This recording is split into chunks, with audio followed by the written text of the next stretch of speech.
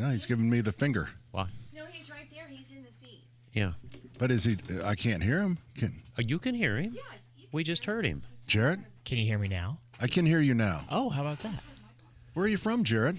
I'm from Greenfield, originally. Oh, my gosh. Greenfield, North Carolina? No. There's probably a Greenfield in just about every state, isn't there? So you went to high school there? I went to Eastern Hancock, yes. Eastern Hancock? Same county. And then are you a UIndy person? My dad technically was, but no, I went to Ball State. Oh, okay. Yes. Oh, yeah, that would be the other one. Seems like we get a lot of UIndy. Are you UIndy, Ethan?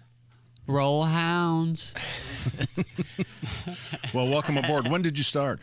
So, May 1st. Oh. It's been about a month exactly, actually. So. But, Pat, you're so much nicer than Rob Kendall was. Rob Kendall put you through hell, son. And none of us, that was just nasty what he did to you. Made him come in. And He has no shame, just right into the fire. Ask him how his first 500 was.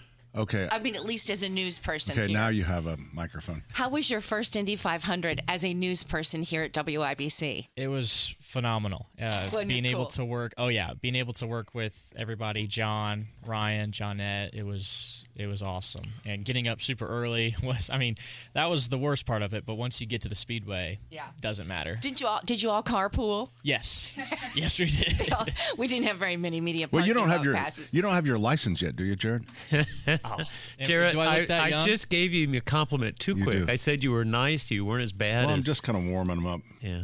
So, well, welcome aboard. Thank you. Glad So to we'll be expect you to come up with a crosstalk. You know, it can be just like a humorous story, something that happened to you, maybe a joke.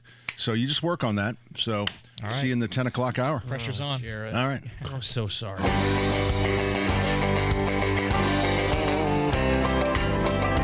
Well, some folks say that grown-up men are still just little boys. But really, the only difference is the price of our toys. We go for macho symbols like guns and running shoes, pickup trucks, hunting ducks, and power tools. Power tools. Power tools. You know, we could have given it the, I've been here 31 years here at The Rock. That was the Rob Kendall approach. You know, Oh, was it? You need to come in and introduce yourself because we're the big snots here. Oh. He was just nasty to that poor kid. Well, that's kind of his shtick. Yeah. It's a little... Oh, well. How was your week, brother? Oh, my gosh. Let me tell you. That's all I had. That's all you had? Guess what I got? I went to work. Is your mic on? No. No, her mic's not working, so we're sharing at the moment. It's got Scotch tape on it, so there's a clue. Yeah, they did put Scotch tape on It was working for. Why do you keep talking into it? I don't know. Use the mic that she's offering you. I'm good. You know, I got to work in an orthodontia office this week. Of course you Oh, yeah, it's funny because I got to work in an orphan, but go ahead. I have to tell you, the kids are so courageous. If anybody who's gone through braces and stuff, they are the bravest children I have ever seen in my life. We are survivors. All right, so could we just... All right, somebody asked the question, What? why were you working in... Oh, because my ortho- buddy at the dental school, his name is Dr. Mike Fraser. He's an instructor over there, and he was subbing for the orthodontist who was out of town. So she asked him to come in and run her office for a couple days, and I said, how about if I shadow you? No, he said, do you take shadows? He goes, what age? I go, 72. He goes, you want to come in? So we had a good time for a couple hours. But I'm just so impressed with how brave kids are with all that wire and stuff in their mouth. I mean, these are courageous kids. Why did you want a shadow? Yeah, why? Because I was thinking Because they seemed ask like you to it come was- in or Because fill I in I never got braces, and I was told I needed them in my lower teeth here. Me too. And but I didn't do it so I could play the trumpet. But I wanted to see It's what funny it was because all I didn't about. do it so I could go to Europe. Really? Yeah. That's a good story. But anyway, my thanks to Ariel Wong's office there in Zionsville. It was just a bunch of courageous kids. I just am so impressed with how I don't think I could do what those kids were doing. I mean, they were They were I putting think metal in it's the their mouth. tightening. You know, you get them on, and then there's the tightening, and then the cleaning. And You know, then you'd really freak out around the kids with cancer. Oh. Well, I wouldn't freak out. I would. Well, be I mean, in I'm just saying, admiration. you want to see courageous. Yeah. Sick kids with braces. I Yeah, mean, we need a foundation specifically for Yeah. that. Isn't that true? But I had braces. I was one of those kids where I had them in the 4th grade, just the top row, and then they had to pull some teeth because my mouth was too small, and then they took them off. And then in middle school, I had to put them back on for another 2 years. And I had the rubber bands where you have to hook them to the front to the You back. still had those when you were? Yeah, and then they have the special, little brushes, and they would give you a little thing of wax where you could put it over your brackets if they were hurting your mouth. I got hit in the face multiple times in gym class, And then my you just braces bleed, would. don't you? Yeah, they're bleeders, they're for sure. But Yeah. But not to now, mention I wasn't really did you coordinated have to begin behind the with. head retainer? No, I did not have the headgear. Thank They don't goodness. still have those, do they? Oh, I yeah. don't think so. Do they do? Well, they have a lot of things. They have things like if your canine teeth have not come down, they will actually have surgery, attach something to them, and use like a brass or a gold chain to pull them down with weight. So it's like I say, It really is painful, especially when you're younger. I mean, the tightening afterwards. Oh, it was bad. But I do think they have gotten better. well, the guy that I was They have shadowing, like Invisalign now. I got to Yeah. explain this guy. He's sort of like Quincy. His name's Mike Fraser, and he's an associate professor over at the dental school. But he comes in wearing a Smith & Wesson hat, has a day's growth of beard, his shirt's untucked, and he's wearing cowboy boots. He says, all right, where are we going first? And he just goes around this room. They just keep refilling these chairs. Yeah, and he they're just a slides. machine. But I was just so impressed with, the chairside manner and each one of those. The chairside manner. Yeah, and those dental techs, those ladies that bedside. were working there, oh my gosh, they're phenomenal. I mean, they're doing it, but they don't wrap the tooth anymore with wire or with a band. They just attach things to them that look like little four-way ties that you would use for zip ties. Yeah, zip ties, and they just stick them on there. I said, how do you get those off? Do you grind them off? He goes, oh no, you can snap those right off. You're talking about the cleaning assistants. I was just thinking when I went to my orthodontist for several years, there's one lady in particular, and she would always make them extra tight. And I remember in the waiting room, all the kids, we'd look at each other to see who would get her because we were so nervous. We knew. She meant I business. thought they were all sweethearts. I got my picture taken with them. Of course you did. I did. I was. All right, raise your hand if you're surprised. No, okay. Well, they were great. Again, Ariel Wong's office right there. I think it's called Ashcroft and Wong right there in Zionsville. It sounds like Great somebody I've been sued by. Ashcroft and Long? people. Yeah, well, you remember. I think it was a slip and fall. So, Terry, or everyone, has everyone had their wisdom teeth out? Yes. Yeah. No, I didn't ever have No. any that grew in. Oh, I'm sorry. It's okay, so I can't that participate why you're in in this radio? conversation. That's why you're in radio. I just got mine I don't out, get though, it. in my 50s. You got your- Oh, really? In my 50s, I got my They're just wisdom they teeth out. started to did they start to grow in, or did they? They were decide always they there, wanted and then they just started causing trouble. I got mine after I So I got- had them out, and then I went to not Dr. Wong, but whoever, and they said, "Well, do you want to be put out?" It's like, not. The guy goes, "No, no." That's He kind of goes, funny. He Girls goes, "We'll get give them you out happy earlier. gas, right?" So I go back there. Well, the tank. I kept saying the tank's empty. I mean, I didn't. There was nothing. I had no. Oh, So I was awake while they were taking them out. I mean, because they said the numbing process is the same. they're just trying to get rid of your anxiety with Right. the laughing gas. And so, he's got his arm around my neck and and it's like there was a dental assistant that started to pass out. And she left the room and he's yelling, "I needed another assistant." It's like, I think you were actually under, and that's what you. I think you were under. was yeah. not. This was the I vivid was- dream you I were was having. definitely not under. When I got my That teeth tank is empty. I told him I want a refund. It's like it was $90 I think for this is happy gas. It's all- like nothing. You were fine. You were just in this dream mode, and this is what you were thinking. I'll bet you $100. I will say Let's call that dentist right now. it literally was the worst thing that I've ever experienced. it had to Not be. the after, because I got that dry rot thing or whatever it's called. What is it? dry socket. Whatever. Dry rot. It was really. I woke up after getting mine taken out. Jane, it was after I got married. That's why I thought it was interesting. You did in 50s. I did about age 25. And the dental assistant was also a PaceMate. And Jane said I woke up speaking perfect Spanish to her. And I thought, I can't speak perfect Spanish. So, but Jane was a little bit embarrassed. A little bit. Yeah. Well, God bless her. Oh, boy. Okay. I got mine out when I was 16. Oh, did you? Yeah. See, I think girls get them out earlier than boys do. Well, I think, too, like, they're realizing it'll mess your teeth up later on in life. Yeah. So they're preparing you. That's why my teeth are so messed up. Man, I remember I got really bad bruises all over my jaws. I came back to school. I looked like I'd been in a fight. You know what I remember, and I've told this story before, but a friend, just how different it was in the 70s, and your parents weren't, always involved in everything that you did. And my friend he was getting his wisdom teeth out. He said, "Hey, can you take me?"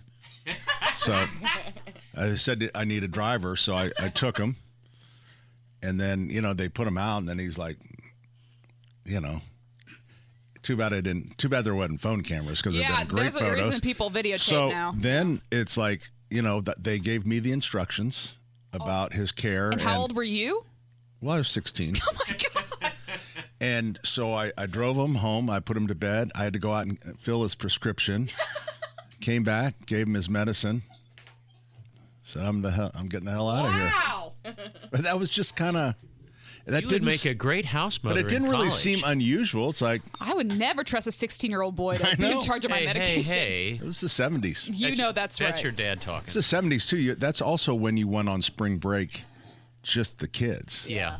Drive all the way to Florida. Yeah, driving to Florida. Yeah. Remember, we lost a transmission like on 65.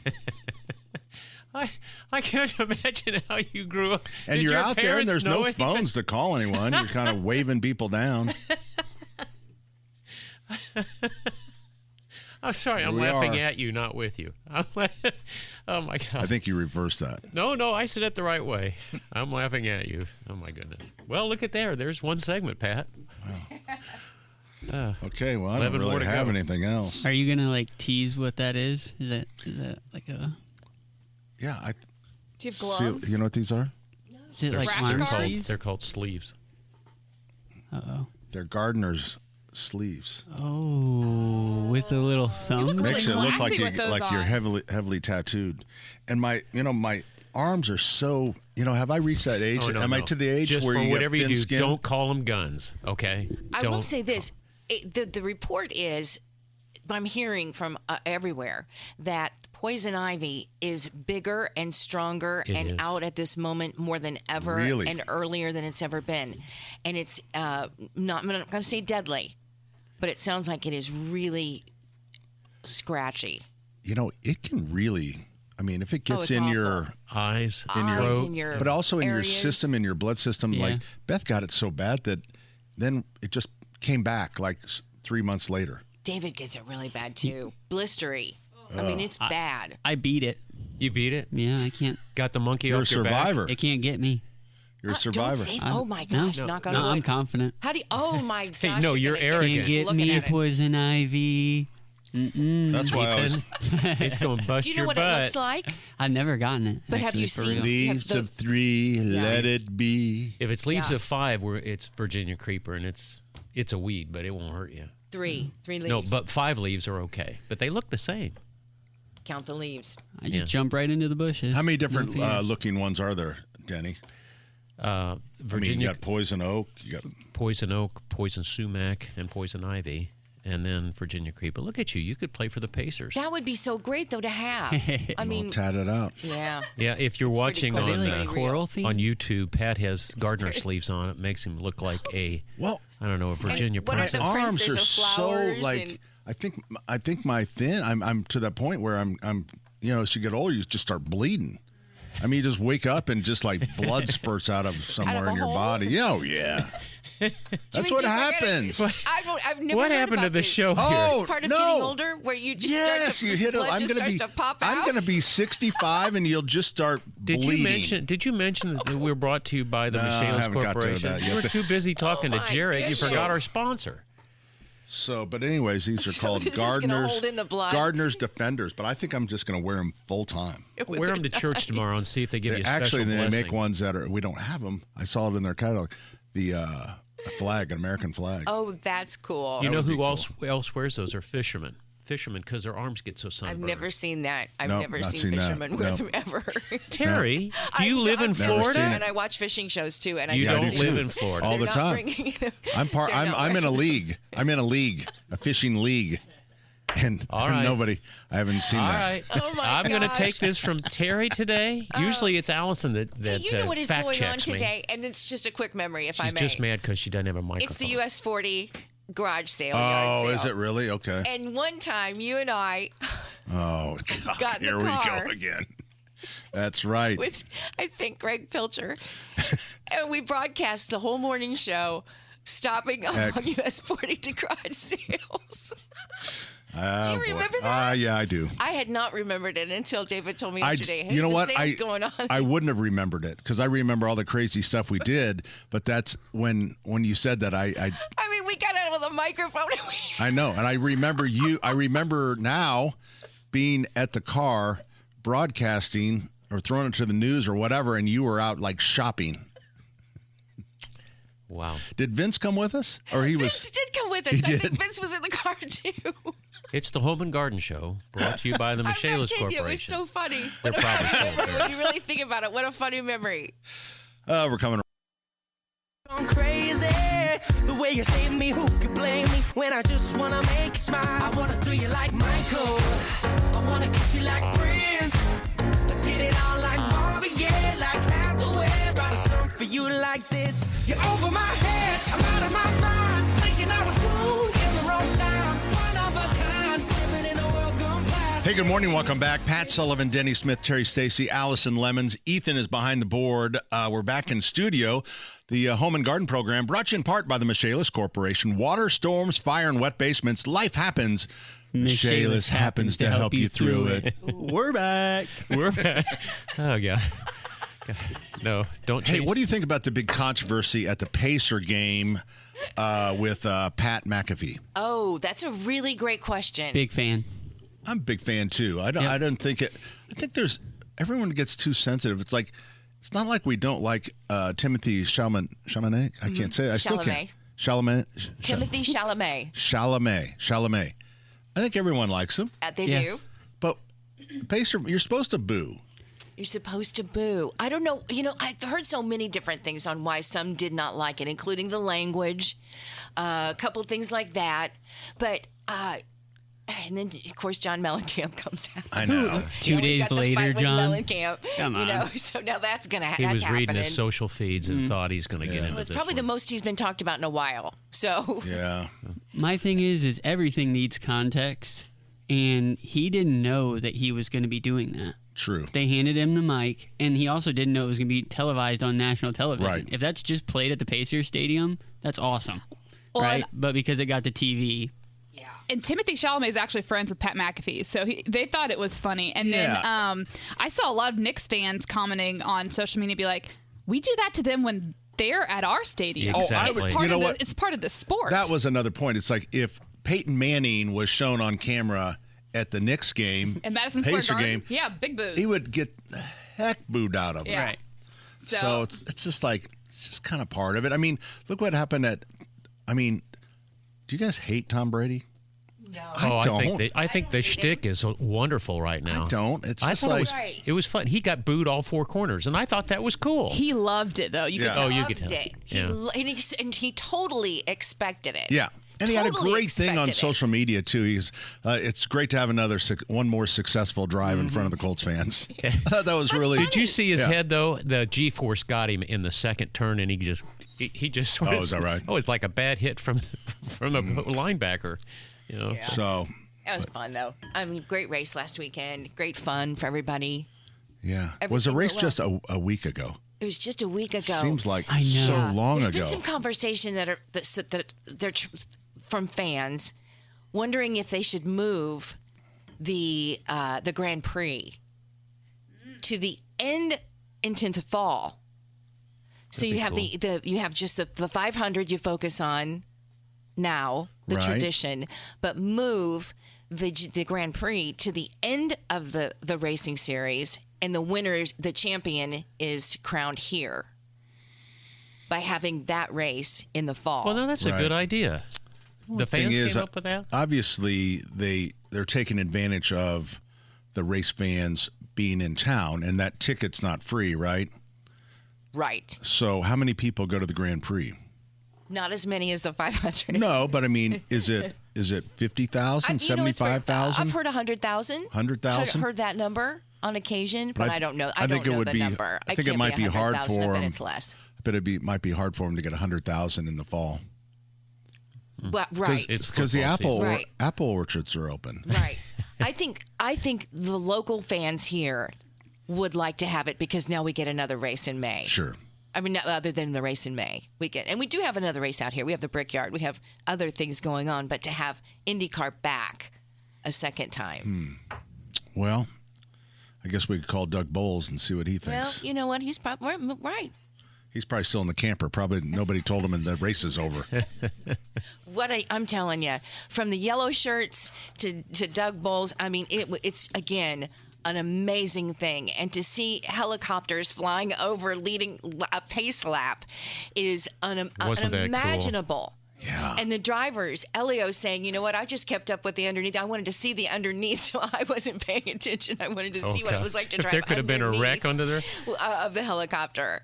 But helicopters. It was just incredible from start to finish. It So, really was amazing. I don't want to dive into but I mean, is there any connection to trying to bring back confidence in our military and helicopters after the disaster in New York? I didn't even think about You it. didn't think about it? I didn't think about See, it. I did right away when I saw helicopters. It's like, oh, they're trying to show us, like, hey, we don't run into planes. Oh, I don't know. I swear I never even thought about that story when I was watching it. I think people were so shocked that They it were. was happening. And there were two of them. That was Yeah. even better. Unbelievable. The sight and the pictures Right. people have taken. I mean, people are looking right in from the stands directly into the faces of the pilots. I mean, it's just amazing that could even happen. I think I could do that in the gyrocopter, but Doug Bowles won't hear anything, any part of it. I would I love can to do see that. that. here it comes down the straightaway. It's a I could do it. I'm telling you, I They're could do going it. 30 miles an hour. Local home I've and pitched- garden Is that a host lawnmower in the Denny sky? Smith. Terry Lynn, just because you're too chicken to Sponsored get up and. by Toro. Oh Lord, I'm just saying Doug Bowles won't hear of it, but I've made the offer, and I've even got the checkered flag motif on the aircraft. Definitely not. If I put a 50 caliber machine gun on it, he might think I was National Guard. He might let it happen. You know what? If the Russians saw your plane with a weapon on it, I think they would attack right away. With a drone. Hey, listen, now for In the Weeds segment, we have got, Is that coming up next? it's coming up next, it's the 10 tough as nails plants that you thought were pansies, the ones you cannot kill. This is what we're going to And be you talking. just mentioned pansy. Yeah, and I tell you what, you're going to be really good at this. We're going to have a couple quizzes, and I bet you get half of them right. As long as that gets me a C, that would match my high school and grade school. All right. In the Weeds coming up, I promise. 239-9393. After In the Weeds, we'll start taking your calls. It could be your lawn. It could be your garden. It could be your love life. Whatever it is, we'll take that call. Or it could be about the Pacer game tonight. 239-9393. Down at all I see.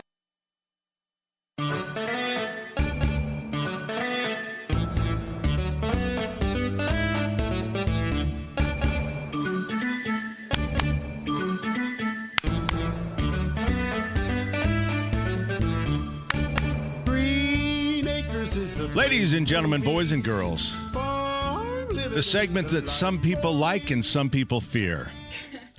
It is now time for the unsponsored segment. No, it's sponsored by In the the E.F. Weeds. Marburgers. They got the new spring. In the safety- Weeds with They have the Denny Smith. They only got 2 days left on this big Shaw sale for E.F. Marburger. Get up there and take a look at it if you need new flooring. All right, In the Weeds this week, these are 10 plants that are almost impossible to kill. And again, I bet Pat gets at least 5 of them. I want somebody to try to guess at least one of something. Terry, you're looking at my sheet. You're cheating. Have a mic, oh, so you don't have a that's cheat? Well, right. come on over here. Well, no, I'm good. Okay. It's okay. All right. So these are the 10 most indestructible plants. So if you go to Sullivan Hardware, are these desirable plants? some of them are. Some of them are not. So some of them I'll are give you number noxious 10. weeds. Number 10 is zebra grass. Do you think that's an obnoxious weed? I believe we sell zebra grass. I think so. But it's hard to kill. Once it gets started, Is it pretty? Yeah, yeah, it's got a stripe on it. Yeah. Is it? I bet I The should try downside, the downside of them, Terry, is You on smoke zebra it? grass. You can. Can you smoke it? Think of it as a tough plant, but as a polite guest. It takes a long time to get established. Once it's established, it's really good. All right, so Pat, number 9 on the list. This is something you sell over there. See, these are all things we sell, but people want to know, well, I want something that's going to live. I don't want to kill it. Hostas. We try not. Oh, Hostas. God bless Hostas. the hosta is my favorite thing. Yeah. You can take a hosta that's been implanted, 2 years, dig it up, cut it in half with a spade, replant it, and it'll come back.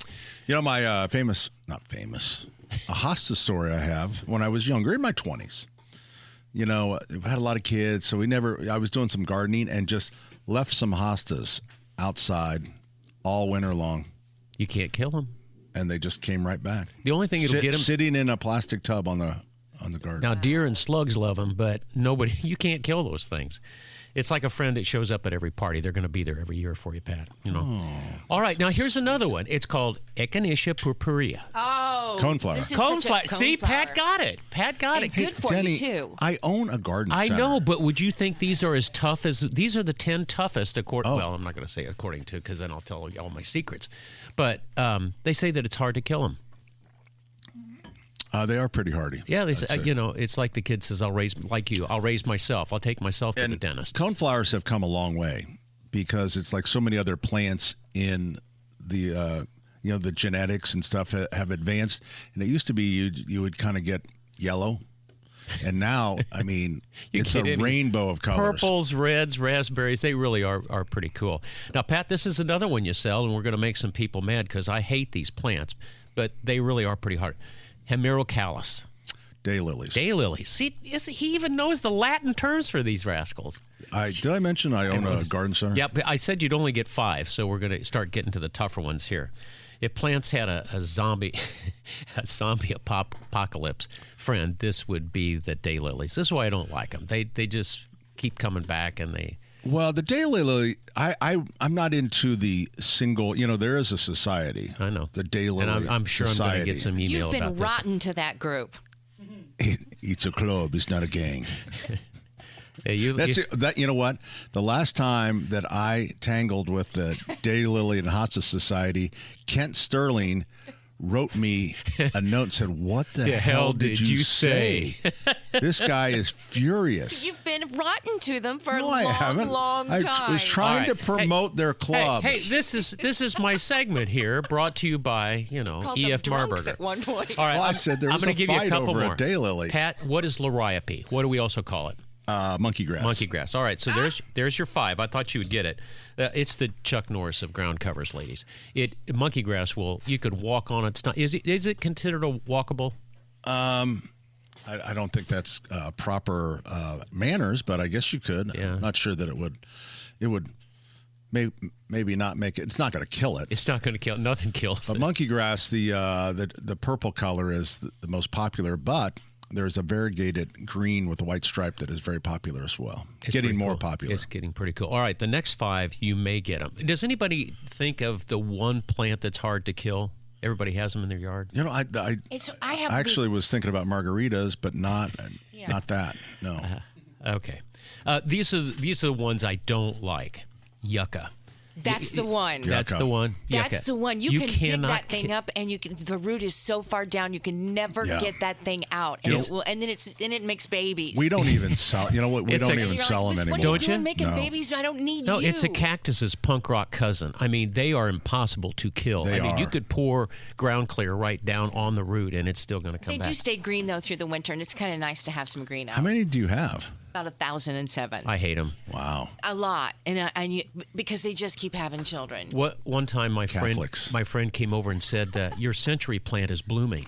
I said, "My century plant?" He goes, "Yeah, I've never seen one bloom." He says they're very famous in Arizona. I go, "Son, that's a yucca plant, and nothing's going to kill that plant. It'll be here in There's a only century." one. There's only one. All right, sedum.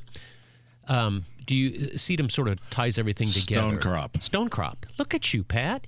I think you're 7 for 7 now. Virginia creeper, we talked about it, leaves of 5. Once it gets its root going, it will vine up any tree, plant. It's a ground cover, but it's pretty ugly too. Here's one that a lot of people like to put in, but they're not prepared for how quickly it grows, and that's mint. The mint. Yeah. Boy, once it gets going, I have some next to my spirea bushes, and it just comes up right in the middle of the spirea. We always recommend putting mint in a container. Well, that's good advice. Mm-hmm. Either that or put down, the steel walls down about a foot and a half. Pour a footer. The number one, I'm surprised nobody's named it. Well, you didn't ask. Okay, Pteraxum officionale. What is it? I don't know what that is. It's a dandelion. You can't... Dandelions... Well, wait a minute. You just... Well, Wait a minute. Those are easy to kill. Yeah, but not forever. You have to keep at it. They put out 1 million seeds before you... I don't know why do we hate them? Why not we? I love them. Why do you hate them so much? Why does America hate dandelions? Because it's the mascot of every weed that's out there. Do you know you can eat them? A lot of people eat them. Drink them? I mean, they've been around forever. You know what? I am concerned about alcoholism in this country.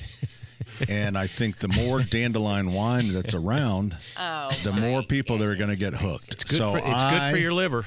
I say we kill them, and we kill them fast, so we kill them. Now, I will tell you this, that I always recommend to my neighbor, Tim, that he leaves a patch of dandelions in the backyard for early food source for bees. Oh, that is a great thing. My next door neighbor just went up 10 notches. Well, anyway, dandelions don't just grow; they conquer. So if you've got them, good luck with them. But I just don't think they're that hard to kill. You're not going to ever get rid of them, ever. They're going to be there. You might kill one plant, but you're not going to kill. Sundown Garden takes care of my lawn, and I haven't had a dandelion since they started. They take care of mine, and I have an occasional. I bet it's God's favorite plant. There you go, Terry. Thank you very much. Well, that's In the Weeds, brought to you by the lovely ladies and gentlemen at E.F. Marburger. I think maybe Jesus, because he seemed... North Allisonville Road. Yeah. Well, I just think Jesus seemed to be, with the long hair and stuff, seemed to be a little more of a hippie. He probably liked the dandelions. Oh, yeah. Before you throw it to break, I want to say thank you to our listeners. Either one... It's sending a message, okay? We have a lovely listener named Paula over on 18th Street. Saying, she says, Jesus, stop with the dandelions. She says, please reconsider getting and taking physical therapy for your hand injury. Get well fast. You're a listener for years, Paula. And she did it on the back of a soda pop carton and put a stamp on it and mailed it. Wait, what was the problem? You have a hand injury? Yeah, a long time ago. Yeah, but she just... How is that really hand? Can't even tell. Wow. Remind people what happened. I got in a fight with a hedge trimmer. It bounced off a wall, and I instinctively tried to grab it. What was the brand? Was it steel? No, I can't remember what brand it is. It was a battery-operated one. But anyway, my thanks to IU North, the the stitches people. 21 stitches, 3 fingers. Oh, my gosh. Look at the time. Denny, you need to stop talking. All right. We're coming right back with more 93 WIBC.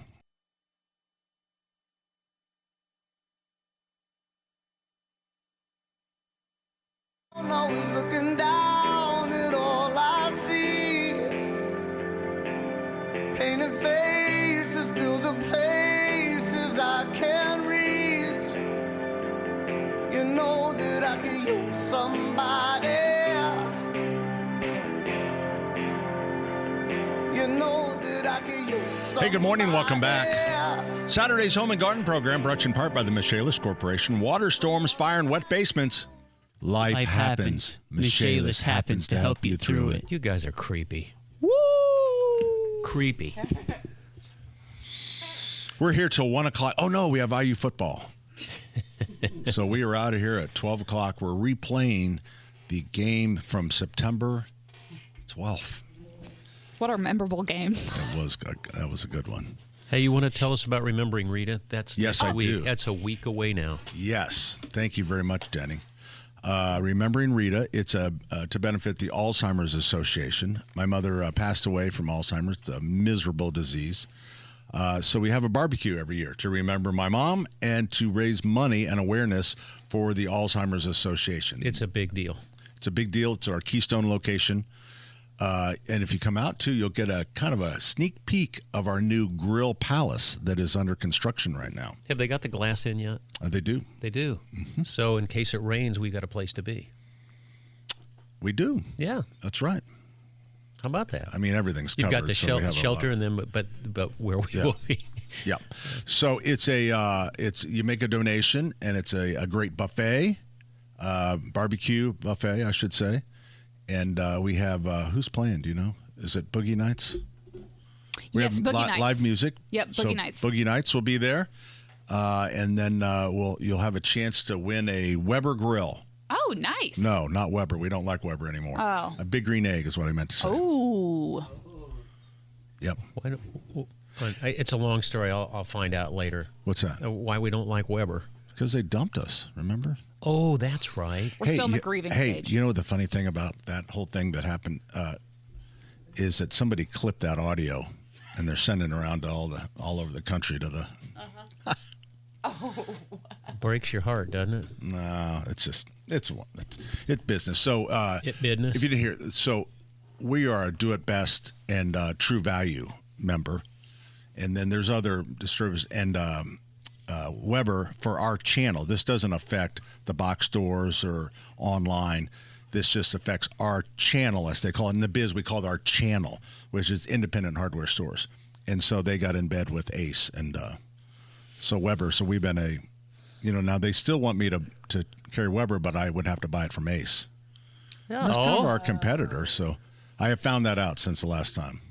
There's a whole nother side, a whole nother kind of underground working element and political, really, on how hardware business really is doing. They want me to beg. They want Don't me do to. it. They want me to kneel to the throne of Ace Hardware, and I won't do it. You know what? Every business has it. The plumbers always got sidetracked because manufacturers were trying to sell more product, and plumbers were clumsy at marketing anything. So they went around them, and they started going to the big box stores who sell probably as many faucets as a plumber does now. And it's a channel. That's a good way to say it. Yeah. Do you think smaller hardware stores who do carry Weber, they will continue to? No, they'll have a really hard time getting it. Okay, so do you think they'll just? Because what they depend on, the thing about a co-op, whether it's Ace, True Value, Do It Best, is that it's that weekly truck. Your truck comes from your distribution center every week, pretty much the same time. And if, a small guy in a small town, maybe has a customer that needs a grill, he sold a grill, so he can get that one grill. So it's going to be really hard. So it's really pooping on, smaller guys in small towns. I saw a grill the other day. Don't even know what kind it was, but it was like a $3,000 grill. Yeah. And what is the coolest thing about the grills of today that you've ever seen when it comes to, this thing was lighting and, you can do stuff on, you can do everything by your phone. I think that's what it is. It's the technology that's on the grills, whether it's... they're smart grills. They're smart grills. But you know what? With Wi-Fi, do you know what it's like? It used to be when people would call and they had a problem with the grill, it's like, hey, it's not lighting. Or, right. Or hey, there's like, now it's like, hey, it won't hook up to the Wi-Fi. It's like, oh. Wow. So, but that, and then all the cool lights and stuff. The lights are cool. The backlights, that blue backlight on the Napoleon. I think that's Napoleon at night. Do you think that looks good? Napoleon has down on the ground, it says Napoleon. And remember, last time, because I was listening to that clip, I had said, like, how cool it would be if you could put the recipe in. It would just scroll the recipe across the ground. Don't bite your tongue, because it's going to happen. I bet you it is. I bet it's right around the corner with the way that everything that they can do now with a grill. And part of the fun, I think, in the olden days of grilling was the fires. Was never knowing, right? And you really had to sit by it. Yeah. And you had to turn things and watch things. And wonder. And so much of it, that was kind of the whole experience. It's just gotten better and better and better. It has. You think about how quickly that has come. Yeah, it is the technology is amazing, but it does make for a little more difficult if problems pop up. But we're probably going to go with Napoleon, and Napoleon is American made. Yay! In Canada, right? Is Canada part? Not yet. Well, it's part of North America. Hey, I want to. That's the one. That's one of them that we want. We now. got 30 seconds to let us know about Remembering So I shouldn't Rita. say How much American. does it cost? What is Remembering Rita? How much does it cost? Okay, I told everyone what it was. Yeah, okay, but how much is it? Is it free? Why are you asking me? Ask Because- Allison. How much does it cost, Allison? You guys, That's next week's This is your thing. business. Hold on. We'll find out. Okay, I don't know. I just want our listeners to know that we're I gonna be get it. there, I but- think they should just come anyways, whether it's 50, 100, or 25 bucks. You come out, you'll get to see Denny. Oh Lord. That ought to be worth something. All right, we're down to our last 9 seconds. We have a great Not guest sure coming what up. Who's that? Owner of Beasley's. Calvin's going to be with us and talk about the You Pick Strawberry Farms. Well, how about that? We're coming right back. 93 WIBC.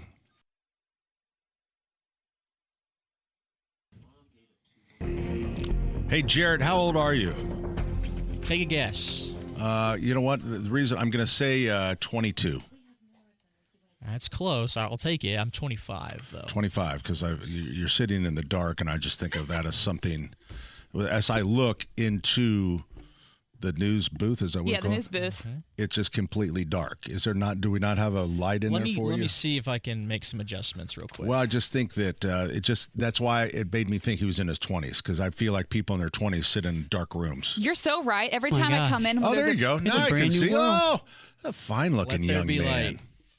Yeah, every time I come in the room and there's a board op and it's dark, I already know it's from someone from UND in their 20s. Yeah.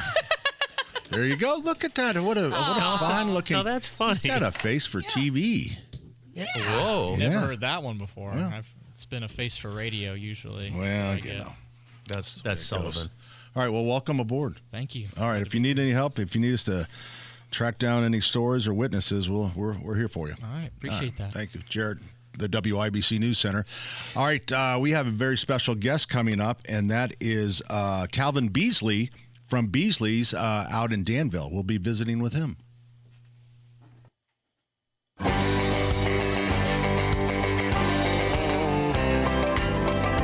Well, some folks say that grown-up men are still just little boys. That really the only difference is the price of our toys. We go for macho symbols like guns and running shoes, pickup trucks, hunting ducks, and power tools, power tools, power tools. Hey, good morning. Welcome. Just plug 'em in Pat the Sullivan here, wall. along with Denny Smith. Terry Stacy is here, although she didn't have a microphone, but we're making sharing. do. We're sharing. Allison is sharing her microphone. And then we have Ethan is behind the board. We're brought to you in part by the Michaelis Corporation. Water storms, fire, and wet basements. Life happens. Michaelis happens to help you through it. That just sounds like a spook coming through my telephone wire, you know? We like to keep you on your toes. That's right. You know, sounds like a kazoo. When we do that, we turn and face each other, and I just feel like Ethan's eyes just bore into my soul. Wow, you've been reading again. Hey, joining us on the program is Calvin Beasley from Beasley's. Hey, Calvin. Hey, how's it going? It's going good. How's the season going so far? Just getting started? We're kind of right in the middle of the strawberry season right now. But it's been a good spring. You know, the weather's been a little unusual, just like it has for every spring as long as any of us can remember. But overall, these mild temperatures that we've been having have been really, really good for the perennial crops. So things like strawberries, apples, raspberries, things of that nature. So Well, that's that's good news for something, right? But what has it done? Has it been okay for business? I mean, we have garden centers and we're doing okay. I mean, it's just been a lot of ups and downs with the weather. Yeah, I mean, we see that too. But like overall, I mean, a day like today, we're used to picking berries, 85, 90 degrees. So people come out in the morning, and then the afternoons will be quite quiet this time of year. So we've been pretty happy keeping it in the 60s and 70s because people are out all day, and they're not getting overheated. We haven't had to have any, EMTs to come out to the farm yet. Good. To take anybody who got a That's little good. too hot. So Yeah. so far so good. Hey, Calvin, it's Terry. Hey. And I just wanted Hey, Terry. the Beasley family and this particular farm, it goes back a ways, generations. Can you tell everybody about this story? Yeah, so I'm third generation here. My grandparents bought the original 80 acres in 1946. We started planting apple trees in the 60s and 70s. My dad did that. And then when my mom and him got married in the 80s, they started doing retail and what you would call the beginning of the agritourism operation. So hay rides, corn maze, festivals, that type of thing. And I came back to the farm in 2015 and took over. So I'm about a decade in, and we're now up to 250 acres of production, and we are open year-round, and we have festivals and events and U-Picks going for as much of the season as we possibly can. So you were you worked in the business as a child and then off to another career and came back? I came back right out of college. Okay. So I left. You know, people ask me all the time if I went to Purdue, and I didn't. I'm an IU grad. And when I went off to college, I didn't really plan on coming back. But over the course of my time at IU, I decided this is what I wanted to do, and haven't looked back since. Because it is a problem for business owners a lot of times, family businesses, the kids don't want to, especially in the hardware business, the kids don't want to take over mom and dad's business. But I would think Beasley's is so fun, and you get a lot because you're really selling a lot of experience and joy to people. Yeah, it is a lot of fun, and it's a tremendous amount of work, and it's very stressful, just like anybody who's in agriculture can tell you. But it's something that if you're passionate about it, getting to share that with members of the public is something that's really special. And I think it's something that we don't have enough of. We try to be very educational in everything that we do with our business. And it's really neat to get to connect people with their food a little bit. Calvin, this is Denny Smith, and I fly over Beasley's because 2R2, the Hendricks County Airport, is right south of you. But I can't figure what's the best. I haven't been out there forever. What's the best way to get to you folks? You can't get off 36. Do you get to you guys off of Old 36? What's the best way to get to Beasley's? Yeah, so we're located on Old US 36 or East Main Street is how you would find it, you know, in Google Maps or whatever app you're using. Right. Yep.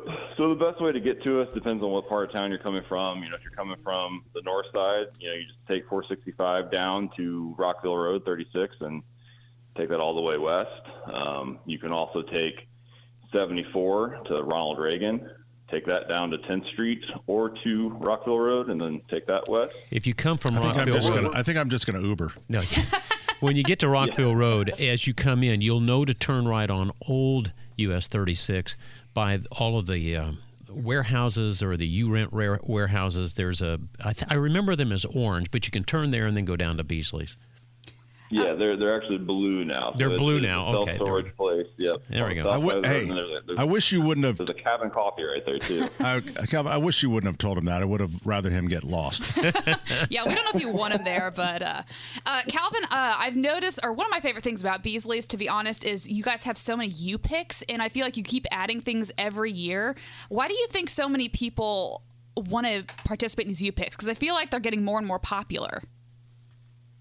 Yeah, absolutely. I mean, people want an experience, and I think that ties right back to kind of having that connection with their food. They get to see where it's grown, how it's grown. They get to see the plant.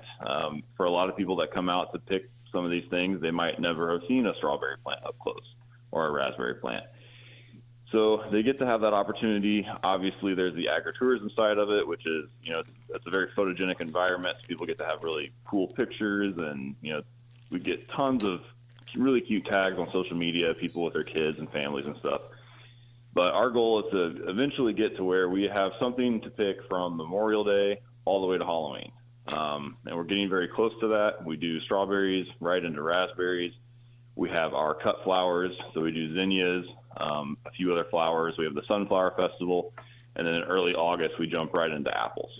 So and right now you're in the it gets nice and warm. And right now you're in the U-Pick of strawberries, right? Because I actually this week one of my friends, I was over at their house and I was obsessed with their strawberries. It tasted like candy, and then I asked where they got it from. It was, of course, Beasley's. How do you guys? Do you have any tips for people who are trying to grow their own?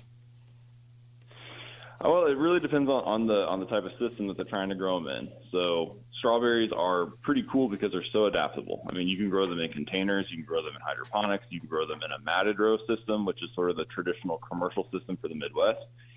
You can grow them in a plastic culture system, which is what we do, sort of a modified perennial plastic culture system. But the main thing with them is they don't like wet feet. So they need to be in a well-drained area, and then they need to be protected in the winter. That's the other thing. They are not hardy enough to withstand an Indiana winter on their own. So they're only hardy down to about 10 degrees. Any lower than that, they need to be covered with some sort of insulating material. We just use straw on our farm, but that will get them through the winter and have them come back strong in the spring. And about how long does you picking for strawberries last? Because I think you're in the midst of it right now, right? Yeah, this is sort of what we would call like the peak right now. We've been going for about not quite 2 weeks. We probably have another 10 days of really good picking in front of us. And those are our primary varieties. And then we do have a very late maturing variety that will actually come on about 2 weeks from now. It'll just start, and then it'll go for 2 to 3 weeks. That's what I was. Yeah, my question. How many varieties do you grow? So for our primary varieties that ripen in the main season, we have 4, and then we have that 5th one that comes on later. So there's five main ones. We always are experimenting with other ones to see, how they work out for us. But the main ones that we grow are Yambu, Galetta, Dar Select, Flavorfest, and then that late maturing one that we really, really like is called Malwina. And that's the best tasting of the whole bunch, but it is super late. I wish there was one that kind of had a hint of chocolate to it. You know what I mean? Like a hint of chocolate to it. What is the best way, once we pick them fresh off the vine and we've got them, now what do we do with them? How do we store them so that we get the longest, so we can keep them forever? Well, yeah, not forever. The best thing to do is to just put them in your fridge. They should be refrigerated. We try to keep them at about 33, 34 degrees. Ooh. We also always let people know that if they come out and pick really early in the morning, or if they're picking when it's raining, they need to get those berries dry before they store them. So our crew will not pick if there's dew on the plants or if it's raining, because if you put those berries into refrigeration when they're wet, you're going to have some problems popping up. So it's always best to store the fruit once it's dry. Yeah, Calvin, you guys used to press your own ciders. You ever think about doing strawberry wine? Well, we still press our own cider. We press quite a bit of it, and we actually have a strawberry hard cider that is in the market. So that is a blend of our award-winning sweet cider that we mix with strawberry puree that we make from the strawberries here grown on the farm. I like your style, man. There you go. I like your style. Calvin Beasley. Thank you, Calvin. We appreciate it. Great job. Everyone's clapping. Here you go. That studio audience. We'll see you at Beasley's. Thanks, Calvin. Sounds good. Have a great one. So did we even get the hours? No, I was hoping you would ask, but that's okay. Oh, shoot. They're online, Beasley'sOrchard.com, where all their hours and U-Picks available. In Danville, what was the name of that last strawberry? It started with an M. Malwina. Malwina. Like marshmallow, kind of. Yeah. Yeah, I feel like that was a little insider tip. Yeah, it really was. He said that was late season, so I got to keep my eye out for that. Yeah, just keep going. Speaking of an insider to Windows, George Faber joins us on the program. Was that a smooth transition? George, you should be pretty impressed with that one. Yeah, how you doing, George? I'm fine. How are you doing, Pat, Denny? Good. Yeah, that was nice and smooth, Pat. Yeah, like a piece of 40 grit sandpaper. Yeah. You have to know grit to know that's coarse. Right. Okay. What's going on at B Window? Well, we're doing a lot of work right now with people who have window and siding projects where they want to pretty much change the look of the house, and we're doing our fiberglass siding product that's called Ascend. Has really nice dark embossment on it, and it's a lot nicer looking than vinyl. Mm-hmm. And then with our Infinity product, which is also fiberglass composite and makes the home totally maintenance free, lifetime warranties on both the windows and on the siding, and it's pretty awesome. And we can show the customer what the house is going to look like by taking a picture of the existing house, and then we can show the different, if we put colors and the different styles on the windows, we can show you exactly what the project's going to look like when it's finished. And which is really important. You know, one of the big things, as all of us know, with any contractor, it's the trust, knowing, you know, just like someone who has some issue with your store, they trust and know that you'll take care of any issue. And we're the same way. I think it's the reason over the 42 years we've been in business that we've worked for over 80,000 people in the state of Indiana, and all with products made in the USA, nothing that is imported in any way. And we're all proud to be an employee-owned company. All of our employees are shareholders in the company, and I think it's one of the things that helps us do quality work. And one of the things we're doing right now, Pat, is we're offering our customers 18 months, no interest, no payments on all projects, and that's no interest, no payment, and no down payment. So some of these projects are larger, and being able to pay it over 18 months has really helped a lot. Oh, absolutely. Absolutely. Yeah. That is and that's a big deal with interest rates where they are right now. So a great deal. All right, George, we appreciate you taking some time. So I'm going to have people call 800-233-0169. That's 800-233-0169 for the specials, all the interest and saving, all that. All you have to do is set up an appointment. It's not like they're going to ask for a credit card number here. You're going to have someone from B come out, and they're going to check out what you want to do. They'll give you some ideas. They'll give you an estimate, and you go from there. So no pressure there. 800-233-0169, bwindow.com. That's Faber's B Window. Trust me. Well, over the rainbow, way up high, and the dreams that you dream of once in a lullaby.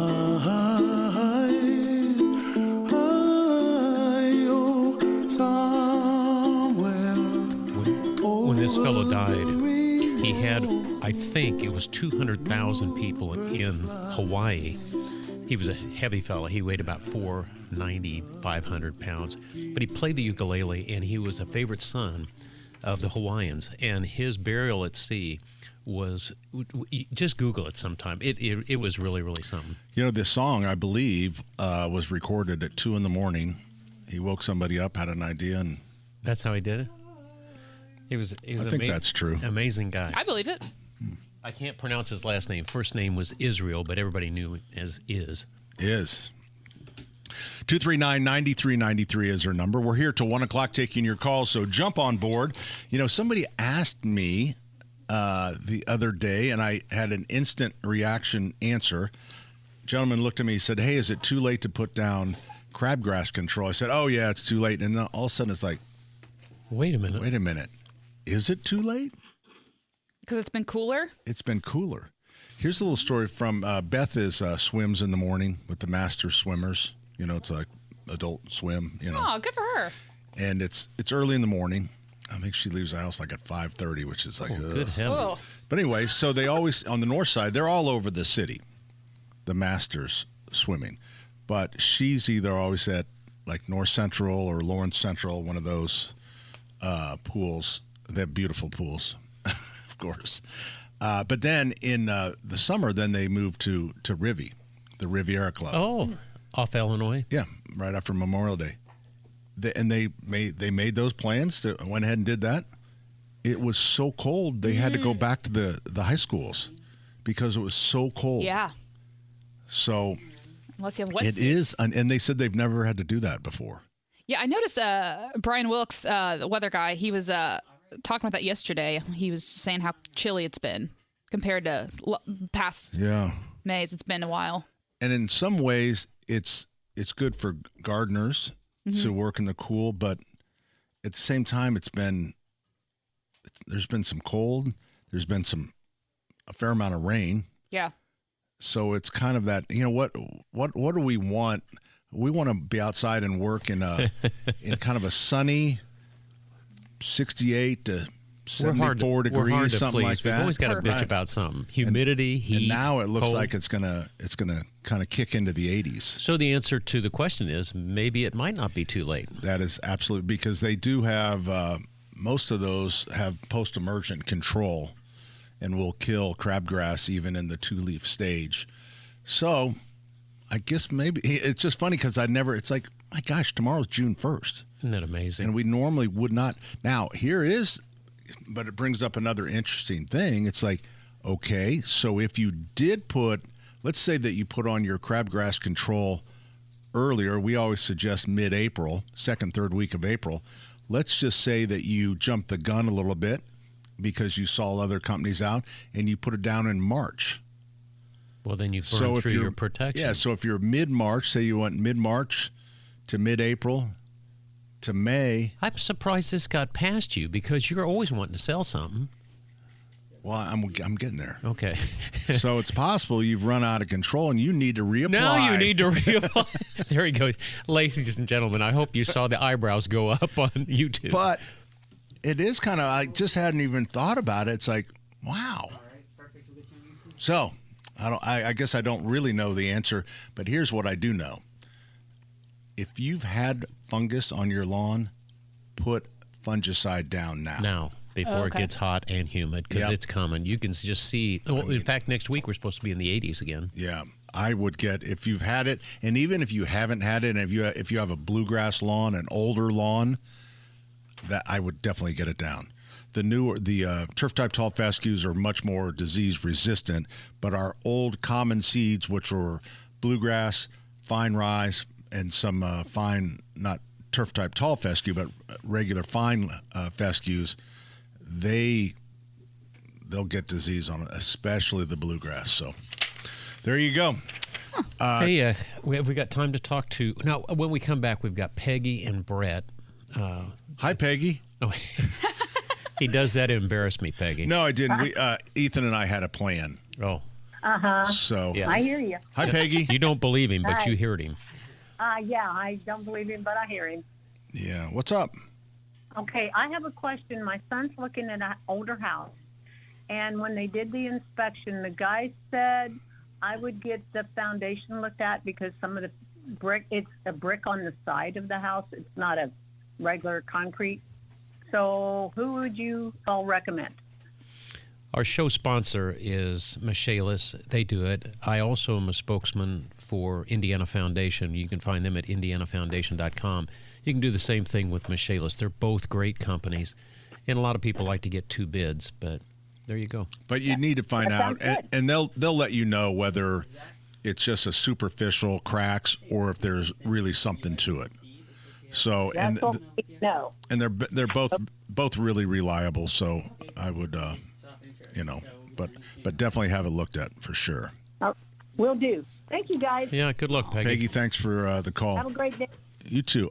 Our number 239-9393. Speaking of, we're joined by Zach from the Michaelis Corporation. Hey, Zach. Hey, good morning. Peggy, you can call me. Anyway, going on. All right. Smooth, Zach. I like it. By the way, that's called Malwina that Calvin was talking about earlier. Malwina. Wina. Strawberries. I instantly Googled it after he said it. Oh, so I thought you were a strawberry grower. I'm about to be. Is what I've learned this morning. I know. Doesn't it make you want to have strawberries? It does. Yeah, no, I've actually wrote down Beasley's Farm, and I plan on that seems like a nice little date, on a Saturday or Sunday. Nice little stop in and take the wife out to it. That's romantic. Hey, I have a quick question before we start talking about Michaelis. What's your grandma? What's your grandma have to say about what's going on up in her hometown? It's really hit the news, dude. Dude, Atlanta, Indiana. It's like once again, it's like one of those things with like the inside horse where she's like, I don't know, but then she'll like put some kind of detail out there, and I'm like, do you not know, or do you know? Like, what's actually going on? But we're referring to a old murder that happened in. Was it in a car? 80s, 90s, Yeah. 70s? 70s, I think. 70s, 80s. But it was also a car theft ring. And it, I don't know. I think the murder is probably the bigger part of the story. So, like you said, that was so gruesome. Yeah. My gosh. So anyways. Yeah. But Zach's from Atlanta. It's been wild. Zach is from Atlanta. So, and possibly involved. Yeah. In the cover. Have you been interviewed yet? I mean, they know you're a talker. Yeah. Are they going to interview you? I mean, they should. I mean, if I knew anything, they definitely would get it out of me really quick. All right. So, what's going on? What's going on with the folks at Michaelis? What's really busy right now? Well, water, obviously, with all the rain, but we've kind of moved into the mold or microbial growth season as well, where people are just getting those smells from the crawl space or. I was in a house this week that had high levels of Stachybotrys, and they've been living in the home. And I'm like, Stachybotrys is the black mold that you normally see. Some of the molds you don't see, but I thought that was a strawberry. Yeah, Stachybotrys is the worst of the worst. I mean, you can get really sick with that. Yeah. It is a concern, definitely if you have children or elderly around. I saw it on their the report, and I was kind of questioning, are you feeling sick? Have you been feeling sick? Do you wake up with headaches? These kind of things, and they just played it off like it was normal, allergens. And I'm like, we need to figure out where this is to take care of it. And what happened is it's an old water loss that wasn't taken care of properly, and it has grown to hold the Stachybotrys. It's usually not the first one to the party, is what I'll call it. We just Michaelis has been dealing with water and unfortunately mold, but wow. We also are in the progress of moving. We've outgrown the 56. We've been growing and growing and growing to where we're moving out of the 56 building and moving down towards Long's Bakery. On 16th Street. Yeah, that area. Yes. So it's exciting. I'm pumped for it. I've never really been involved with something like this, so it's exciting time. It's a good time to take a vacation, Zach. Let me warn you. You don't want to move a business. I'm telling you, I've done it twice, and I swear I'll never do it again. So I'm going to take a note real quick so I can talk to Richard. Denny said take vacation. Yeah, Denny said that you need to start your strawberry patch that week. That's right. With those Stachybotrys starts that you're getting. Yeah. So and that goes to everybody. If anybody is dealing with any mold or unexpected allergens, is how I'll put it. Give us a call. If you need like air sampling or even just for me to crawl around in your lovely crawl space, I can.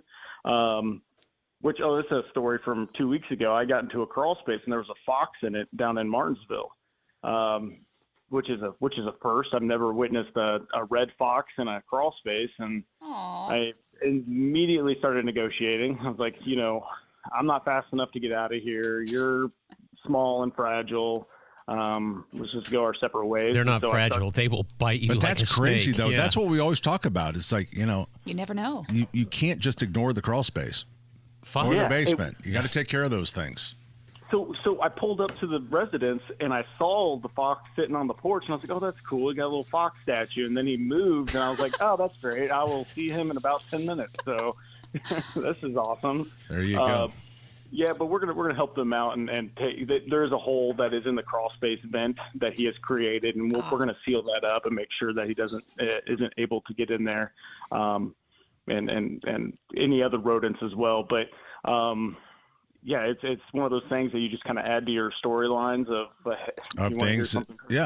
Things that you found in the crawl space. It could really be its own reality show. I think that might be better than snakes, though. Yeah. Hey, Zach, we got to run, man. It's great hearing from you. Hey, one last thing. Just want to say and give a shout out to everybody. Go Pacers tonight. I've never had so much anxiety in my life about a sports venue or basketball game in my life. I know. Let's go. Let's take it home. Let's send them home with a tenderloin sandwich is how I'm thinking. There you go. Right. Thanks, man. It's the Michaelis Corporation. The number 844-FIX-INDY. That's 844-FIX-INDY. Water, storms, fire, and wet basements. Life happens. Michaelis happens to help you through it. On to me as we go, as we roll down this unfamiliar road. And although this wave is stringing us along, just know you're not alone, 'cause I'm gonna make this place your home. Woo! Settle down, it'll all be clear. Don't pay no I love that driving bass drum behind it. Hey, good morning. Welcome back. Pat Sullivan, Denny Smith, Terry Stacey, Allison Lemons, and Ethan is behind the board. Our number 239-9393. What did I read? People, you can watch the show on our YouTube channel. Allison? Yeah, just go to YouTube and search WIBC, where the first one says Live Home and Garden. You can watch just in studio. Yeah. But the chat's fun, too. You can ask us questions or just kind of talk to everybody. Richard was asking the name of the sleeves I was wearing. Oh, yes. You have these fancy new sleeves you're showing off. Gardner's Defense is in my head, but I'm not really sure if that's right or not. Is it not on the tag? No. Oh. But, yeah, you have these, like, sleeves that you can put on, and they're called gardening sleeves that I guess protect you. It says Reprieve. Reprieve. That sounds fancy. Yeah. I'll look it up. I'll find out. So, but you can watch the show as well. So there you go. 239-9393. We have. Hey, by the way, before you jump on that, you saw that Loretta Swit from MASH had passed away this week? Yeah. I just got a beep that said Peter Yarrow from Peter, Paul, and Mary has passed away. No. Yeah. He was a surviving member, I believe. I think he was, and he was the original author of Puff the Magic Dragon. Oh, I didn't know that. Yeah, it just popped up in my feed. But so it's also called Farmer's Defense arm sleeves. Okay. There you go. So, there you go. All right. Is everybody ready? Everybody ready? We're ready. Here we go. I was born ready. Brett joins us on the program. Hi, Brett.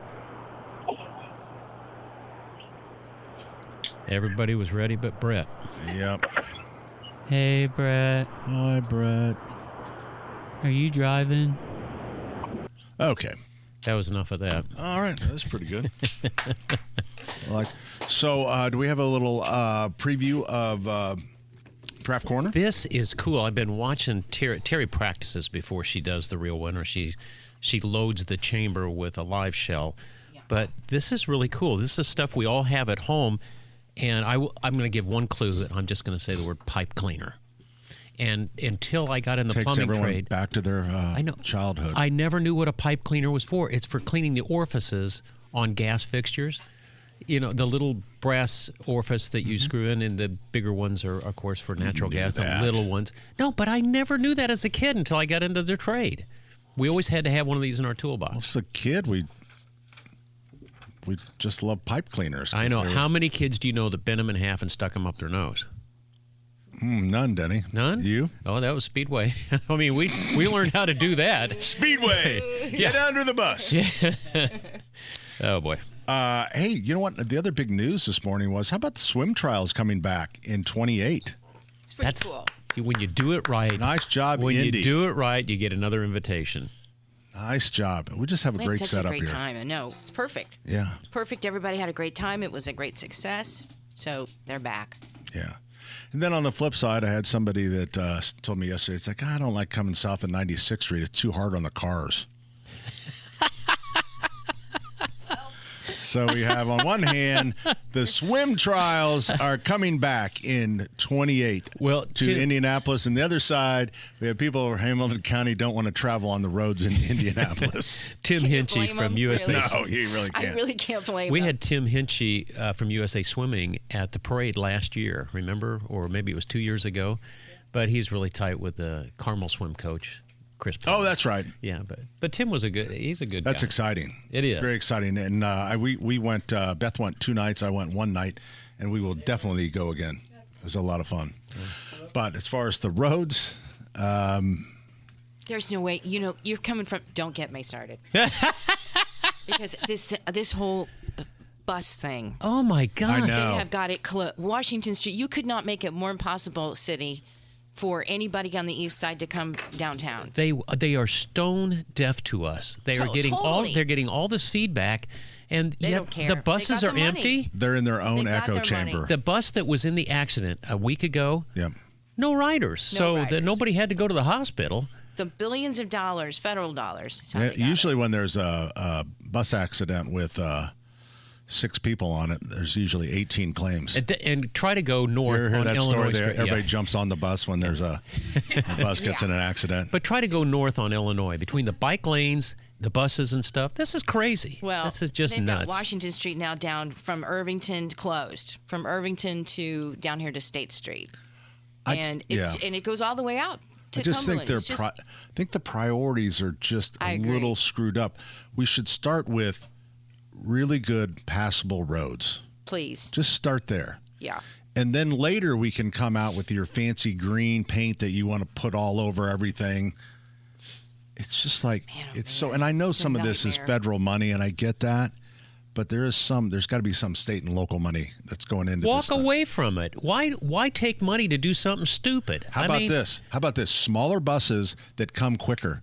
That come more buses. How about that? How about that? Now they've got buses with trailers on them. Now we have a fake train. Yeah.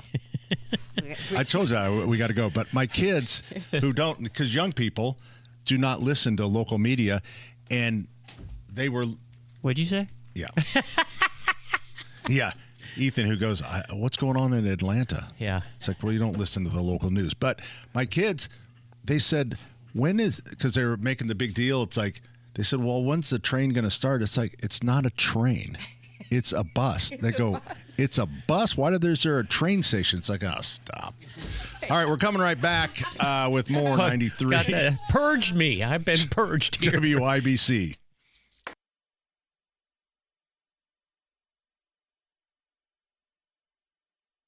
You never want. She's the kind I'd like to flaunt and take to dinner.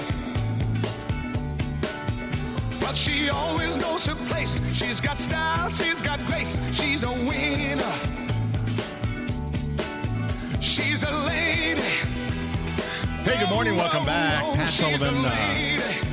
Let's just stick with me. So, no, Denny is here. Terry is here. Allison is here. You can watch our program, which I think is fascinating, quite honestly. That somebody would watch us? No. You're enjoying looking at yourself. Yeah. You've got a whole camera to yourself. You do have a great background. It's still a little dark. Allison, you did well on that. Still a little dark, but better than it was. Yeah. But anyways, so I was looking at the board to see if there was calls, and I noticed that there was red circles with a slash through it. Mm-hmm. And I said, hey, Ethan, what are those red circles with? So he goes, and he answered just like Greg Hansberry, an old board op who is now on radio in Ohio. He goes, I don't know. That's always how Hansberry. Well, as soon as he cleared it, the lines filled up. So we're going to take a couple calls here. He accidentally was blocking all the calls. Yeah. I was just building momentum for us. Yeah. Hey, Jim. Jim joins us on the program. Yes, hi there. What's up? Hello. Hi, Jim. It's all you, Jim. Start talking. What's up? Hey, can you hear us, Jim? Jim, can you hear us? Yes, I can. Yeah, what's up? What's going on? What's your question?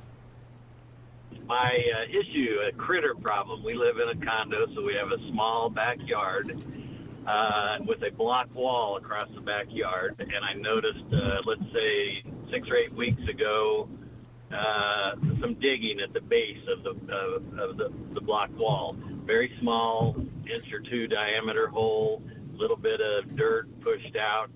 Well, just in the last 2 or 3 days, I looked at it again, and there's must be 2 bushels of gravel, dirt that's been dug out of that same diameter hole. And first thought weeks ago was chipmunk. Now I have no idea what could dig out that much heavy-duty gravel behind that wall. It's a groundhog, and you can eat them. You know what? I would say that it's a chipmunk.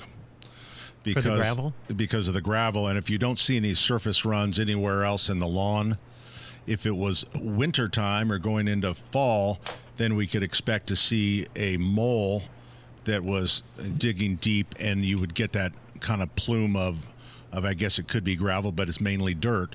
But chipmunks will definitely pull gravel out. What about a gopher? A gopher or a weasel? A weasel? Mm-hmm. I think it's a chipmunk. I think Danny. it's a chipmunk. I'm just testing you. Yeah. Do you see chipmunks around? How do I treat it? You treat them harshly. So with a chipmunk, the best way would be to you could live trap them, and then you take them on a little trip. Even though the experts say if you take a chipmunk more than 2 miles away from its home, it will not survive.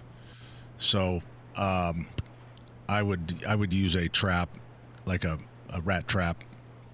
There's a drop-off at Sullivan Hardware at 71st and Keystone, but they have to be in a live trap, but you can drop them off there. Yeah. So, and a lot of people don't like to do that, and you need to cover that trap if you do a rat trap, so that so birds don't get in and domestic animals, all that kind of thing. So I know that's not a popular thing, but it's a humane way to take care of a chipmunk. Some people want to put out poison, and I find that inhumane. Some people like to drown them in chip and dip, and I find that inhumane. So either chip and dip, like you put a 5-gallon bucket with half full of water, you put sunflower seeds floating on the water, and then you put a stick from the rim of the 5-gallon bucket down with sunflower seeds, and they go up there and they fall in and drowned. Chip and dip. Oh. So basically, just call Denny and he'll catch it for you. A rat trap is very quick and humane, or live trap it. But people go, oh, I just enjoy watching them. Well, they do damage. They get underneath your sidewalk, so you do have to control them somehow. So there's your choice, Jim. Okay. That went well. I don't think he liked your chip and dip solution. That's terrible. But he gave alternatives, so that's good. Yeah. It's just let's face it. They're adorable. You know what? Disney is the one that should be sued over this whole thing. I'm Chip and Dale. I'm Dale. I know. They have made the chipmunks. They're just Alvin and the adorable. Chipmunks? I could watch them all day long, but all of a sudden you see the gravel from underneath the sidewalk. Yeah. It's a serious problem. I know. This is what the city should start It's doing. them or us. Yeah. All right. Hour number, whatever it is coming up right here on 93 WIBC.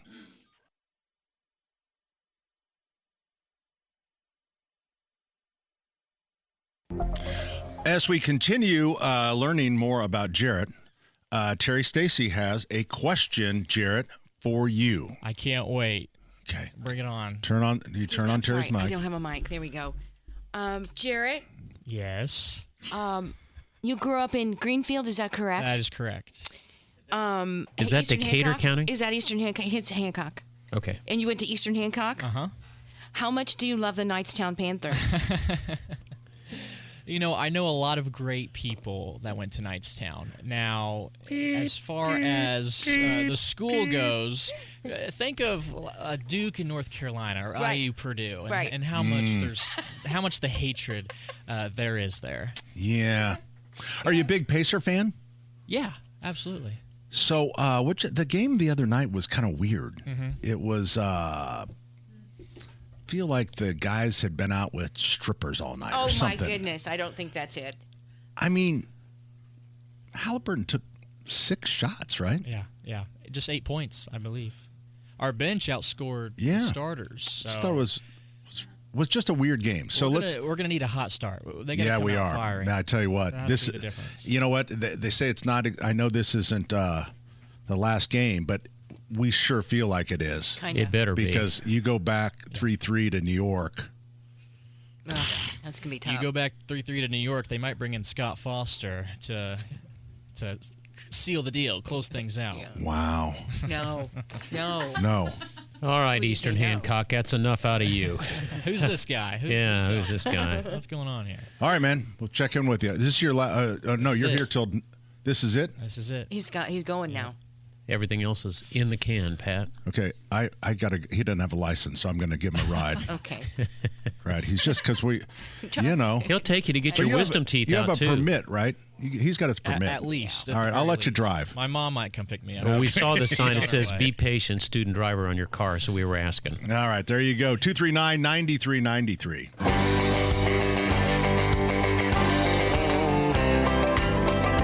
Well, some folks say that grown-up men are still just little boys. That really the only difference is the price of our toys. We go for macho symbols like guns and running shoes, pickup trucks, hunting ducks, and power tools. Hey, good morning. Welcome. Hour number 3 of Saturday's Home and Garden program, brought to you in part by the Michaelis Corporation. Water storms, fire, and wet basements. Life happens. Michaelis happens to help you through it. It gives me the shivers. We are joined by Aaron, or as we'd like to say, Aaron. Hey, Aaron. Hey, good morning, guys. How y'all doing? We're doing good. What's up? Good deal. Hey, I was wanting to talk to Denny about Dr. Frazier. I've had lunch with him several times, and he's a super nice guy. But I was wanting you to do me a favor and ask him if he knows any tuba players. Who is Dr. Frazier? Dr. Frazier is an orthodontist. He got his training in Kansas. He went to Kansas State. His dad was a state Hall of Fame basketball coach for high school. He really was a good guy. And but Doc Frazier ended up here in Indiana and has become just an outstanding orthodontist. And you know him. He's a. We exercise together. You exercise Inc. Yeah. He mentioned you meeting him at Exercise Inc. occasionally, and but no, you're right. You know, with the cowboy hat and the boots and everything else like that, you wouldn't think that he was an orthodontist, but he is serious about his job and loves it. But yeah, if you could mention that to him, I'll ask I'd him about appreciate it. Yeah, and he was wearing a Smith & Wesson hat when I saw him, so. He'll know who you're talking about. All right, I'll ask him about a tuba player. So, who lifts more weight, Dr. Frazier or Denny Smith? Denny? I know the answer. I do. I know. I do. It's probably Dr. Frazier. Nope. No. All right, I'm calling you out, Tom. I'm calling him out. See you, Aaron. All right, buddy. I think it's time to talk about lavender. All right. Because I can see myself getting in trouble here. All right. We are joined by a very special guest. It was not easy to book her. It's Tricia from Dolly's. Hi, Tricia. Hi. How are you? Good. What's the official name of the bit? Is this Dolly's Farm? It's Dolly's Farm. Yep. Tell us about your farm. So we are a lavender and you pick flower farm. We have thousands of people who come to the farm and pick bouquets, pick fresh lavender when the lavender's on. We are a working lavender farm, so we actually harvest the lavender to use in our lavender, in our products, our store, different things that we use it for on the farm itself, our teas. But all summer long, we continue with families coming and picking bouquets. Well, that is so cool. And again, one of those things that we talked about, agritourism, creating an experience for families. And, you know, what a great place to go for a date, right? If you're a young guy to take your girl out to Dolly's and pick a bouquet for her. Can some people just go out and do a picnic out there and just walk the grounds? Absolutely. We have families all the time that will bring, or we have guys who we help set up dates. where they have do? baskets of wine and cheese and they surprise. Yeah, you want to win a brownie point, you surprise her and bring her to Dolly's. And Can you make a lavender headband for her? A lavender headband? We are actually doing that next weekend. Is our lavender extravaganza. We are doing lavender headbands, lavender braided in hair. We've got lavender scones, lavender popcorn, lavender ice cream, lavender. Let's see. Lavender tattoos. How about the lavender popcorn? Oh, that doesn't sound good. Well, it actually is very good. I thought you were gonna say it actually isn't. Sorry, Tricia. All right, Tricia, tell us about the history of your farm. How long's it been in business and such? So the history of the farm all goes back to my great-grandmother. Her name was Dolly. And Dolly and my great-grandfather, Gilbert, bought the farm. And at that time, great-grandma had right at 100 chickens. And she was very well known for her eggs and her butter. But great-grandma, the story went, my grandfather shared with us that great-grandma and great-grandpa would go to town once a week, always together. And great-grandma would wait for great-grandpa to go into the feed store, the hardware store, and she would sneak into the bank. And my great-grandmother saved her money without great-grandpa knowing that's what she was doing. And she surprised him with a deed to 40 acres that she had worked out. Oh, my gosh. Against the neighbor that she needed that land more than he did. He had a whole lot more than she did. And so, yeah, back in 1930s, women did not do that. That she handed him the deed to the land that she had saved and saved and saved for it. What a great story.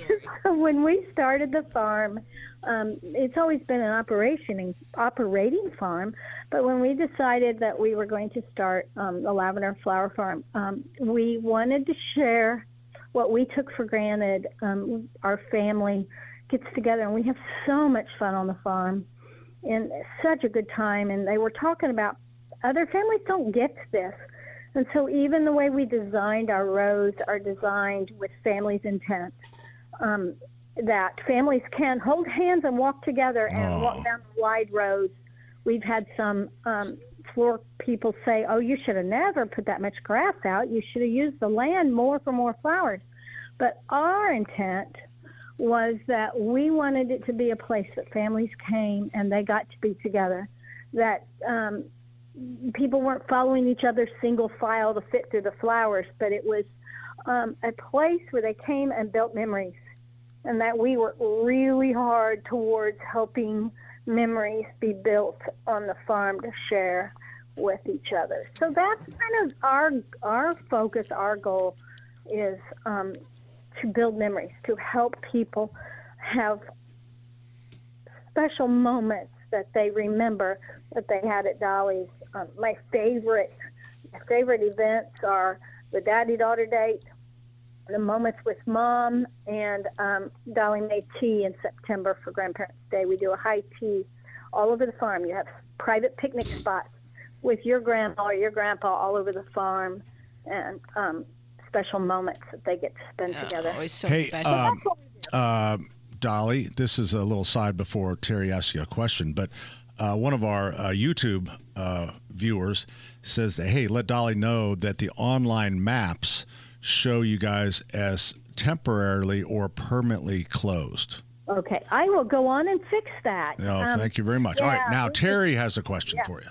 By the way, this is Tricia Wilson. She's with Dolly's Farm. Dolly's Lavender Harvest Extravaganza is coming up June 7th from 10 to 6.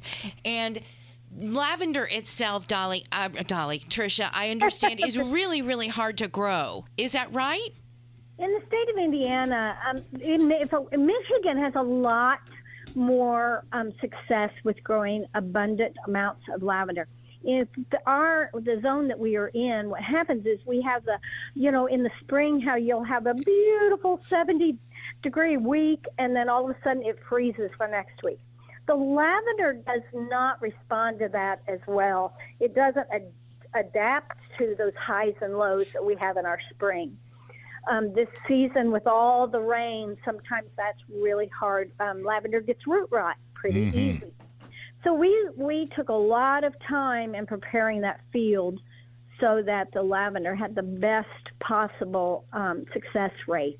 And so far, I keep my fingers crossed, we've been very blessed. I have a friend in Ohio who started her season 2 years ago with 2,200 plants, and she went into last season with 200. Oh. It is not easy. We grow Munstead lavender. It's not as long a stem, but it's the best culinary lavender, which is what I need it for. And but it does not always survive our winters and springs. Yeah, and it likes to be drained, right? Do you kind of build it on a mound or plant it on a mound, Tricia? We did. We bought a special implement that we used, kind of like how all of those farmers out there and all the gardeners who are used to planting potatoes, and how sometimes you put potatoes up on a hill. That's kind of what we did. We brought in tons and tons and tons of stone. We did not use sand for our field because some people will tell you sand is good, it drains, but it doesn't. It impacts around the roots. Here in Indiana, you know how when sand gets wet, it will pack down, and so we use stone rather than stone rather than sand. Well, it sounds like it's been very successful. We've been blessed. And what are the hours? So we'll open next Saturday is our, like she was sharing with you, next Saturday is our lavender extravaganza. And so from that Saturday through the rest of the season, we are Wednesday through Friday, 3 to 6, Saturday from 9 in the morning till 6, and then Sunday is noon to 5. And where are you guys located again? In Franklin, Indiana. It's really about 2 miles off the I-65 and Whiteland exit is the easiest way to get to the farm. Perfect. Well, there you go. All right, you get working on the on fixing the hours online. I am going to do that. Thank you. Yep. Yes, I will get my crew. I've got a lady who helps me do that, and we will be on it. There Thank you go. It's great visiting with you, Tricia. Congratulations, and we hope you have a great season. Oh, I appreciate that. You guys, I really appreciate you taking time to talk. There you go. Tricia from Dolly's. So it's Dolly's Farm, right? Dolly's Farm, named after her and great-grandma. then the event is Dolly's Lavender Harvest Extravaganza, which starts next Saturday. Next Saturday, 10 to 6. I want some of the lavender popcorn. I'm trying to remember the smell of lavender. I thought I had my smells. It's so beautiful. I can't place it in my olfactory memory. She mentioned it is hard for gardeners. We saw a lot of lavender, but it has to be well drained. So up on a mound, and it was kind of interesting. Yeah. Why do people think that sand drains? It's like every time there's a flood, you get sandbags. They've been to the beach and they think that it drains. No, it doesn't. No. So a little rock. All right, we're going to take a short break. We will come back, and then we have so we got a question about violets. We got a question about a dry well. Fascinating stuff. And then we have Craft Corner coming up later this hour. 93 WIBC.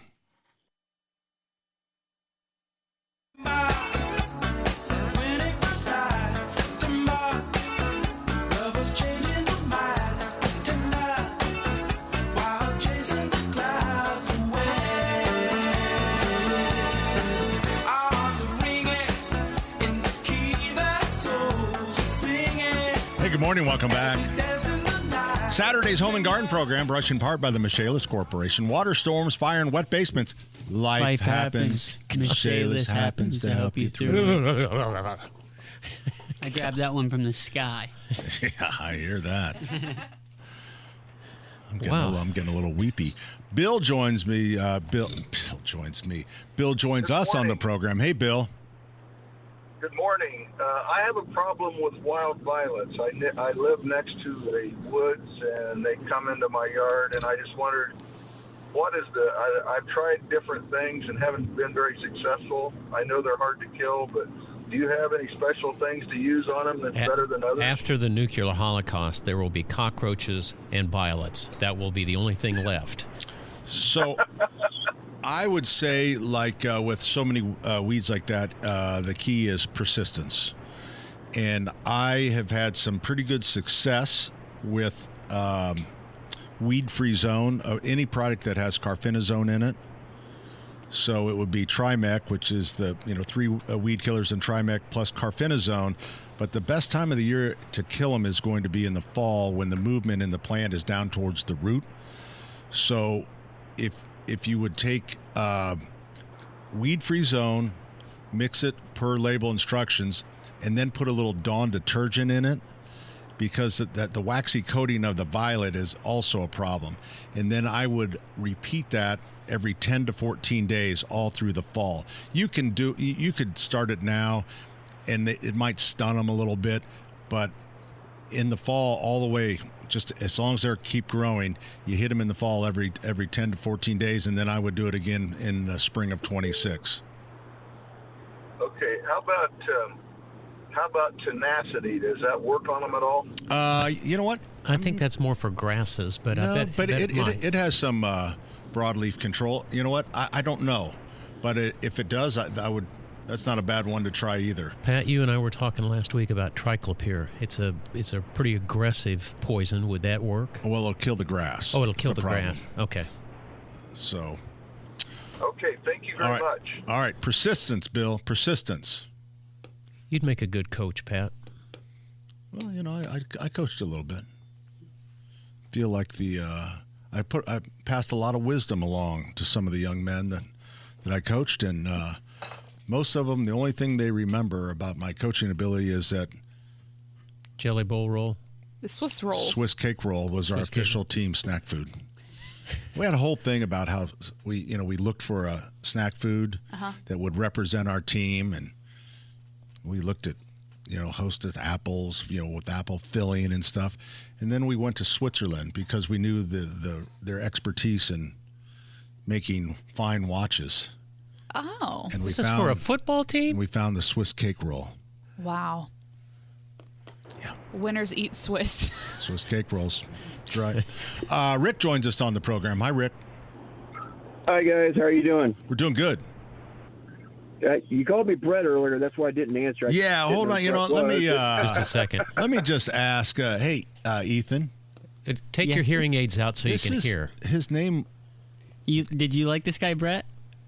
No, it's Rick. It's Rick. Rick. You put him on as Brett. Do you have anything to say for yourself? And then I called back and finally got a hold of you guys again and waited for a while and got disconnected. All right, the first time was cool. Calling. Oh, okay. Well, here's the thing. You can't double down on me like that on live radio. Oh, he's already doubled down. He doesn't need any help. This is how I feed my children, Rick. He doesn't have children. What kind of monkeys they got working there? Yeah. Oh, my God. Let the games begin. Well, Ethan has his challenges, but we keep him around for the tagline on Michaelis. He sort of wormed his way in. But when I used to say that to Hansberry, and Hansberry would just go, He lied to me. All right, Rick, what's your question? What's up, Rick? Well, here's the plug for Michaelis. They're actually doing my reconstruction on my house. We had a house fire about 2 months ago. Oh, I'm sorry. There's a plug for Michaelis. Great company. Anyway, I was wanting to ask Pat about maiden grass. I love the looks of it. Love it. Wanted to find out if you have any in stock, how far apart I should plant them, and how quickly should I expect them to grow? You know what? Maiden grass, I mean, they grow because it's it's a perennial. So there's no structure like it's going to get. What happens is the clump gets bigger each year. But as it emerges from the ground, it's going to get the same height the first year as it is the fifth year. So if you get a good specimen, a 3 gallon would be nice. 1 gallon, you're going to wait a little longer for that clump to form. So if you get, I think I would probably, most of them are 2 and 3 gallons are nice size. And then, you'll get a pretty good sized clump in 2 or 3 years. Well, I've seen a lot of people cut them down every fall. Should I do that? No, you know what? The whole idea for grasses, and some people, and it kind of shows you a little something about the personality of people. There's people that are type A, and then there's people like Ethan. And the idea is you guys are ragging on Ethan a little hard. Oh yeah, all of a sudden, look, the two foes get on one team. I'm starting to like you, Rick. It's Brett. It's winter interest. So you have this, as I said, browns, and it's a great place for birds in the winter, but it creates winter interest. But it gets a little sloppy if you get a little. And that's what people don't like, or some people, I would say, they don't like some of the time it breaks down. I mean, if you get a really heavy snow, then it's going to break it down, and then when everything thaws out, you'll probably want to cut it back. Well, you were the one that taught everybody to take duct tape around it and use a hedge trimmer and cut it off, 6 inches from the bottom. Yep. So, and then eventually, I mean, if you want, then you can split it later on, because what you'll start to see is that the grass starts to come around from the outside, and it's kind of hollow in the middle as the clump gets really thick. So, yeah, I had a lady this spring in my neighborhood give me a few clumps that she had cut back in the fall. Yeah, that's not a good idea. That's not a good practice. They're not really doing very well. No, because you really need to go to a garden center, a local garden center, and get them. That sharing of stuff like that, I'm just kidding. That's a great way to do it, Rick. Okay. Yeah, they're not doing so hot. They're growing very slowly. Well, we are growing. Yeah, and again, that's kind of like having that quart size or gallon size when you get a little clump like that. So you can start with the bigger ones, but and I'm kidding. That eventually will be a nice size clump. You just have to be patient. How old are you? 58. Oh, you got time. Plenty of time. You feeling good? I hope so. I hope so. All right. Most days, yes. All right. I mean, if you're having the headaches, I'd probably go get the bigger ones right now. Do you have any in stock? I think so. I can't be sure, but I'm pretty certain. Okay. All right. All right. Well, thanks, guys. I appreciate it. Avid listener. All right, Brett. Rick. Here low-hanging fruit. Try the veal. Yeah. All right, what do you want me to do? Tommy Roy Choice says the girls are quiet, getting ready for their big segment. Their heads are down, working on their hats. That's what they're watching you on. Oh, well, thank you. That nice? Yeah, we're working hard. Are we doing hats?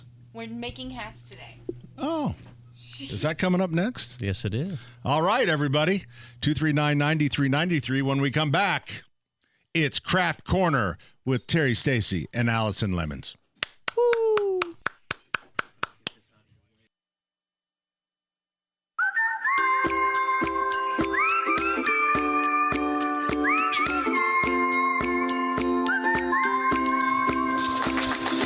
Stickers, buttons, and beads. Ladies and gentlemen, boys and girls, from the Emmis Communication Building Studios, it is Craft Corner. Yay! With Terry Stacy and Allison Lemons. Woo! So, if you've known me for a long time, may I just say you can watch us on our Facebook page, Home and Garden Indiana, or listen to us right now. Okay. Radio. Sorry, I just want okay. If you've known for a long time, I love hats. Some of you have sent me hats. I have hats of all kinds. I've never seen you in a hat. Oh my gosh, are you out of your mind?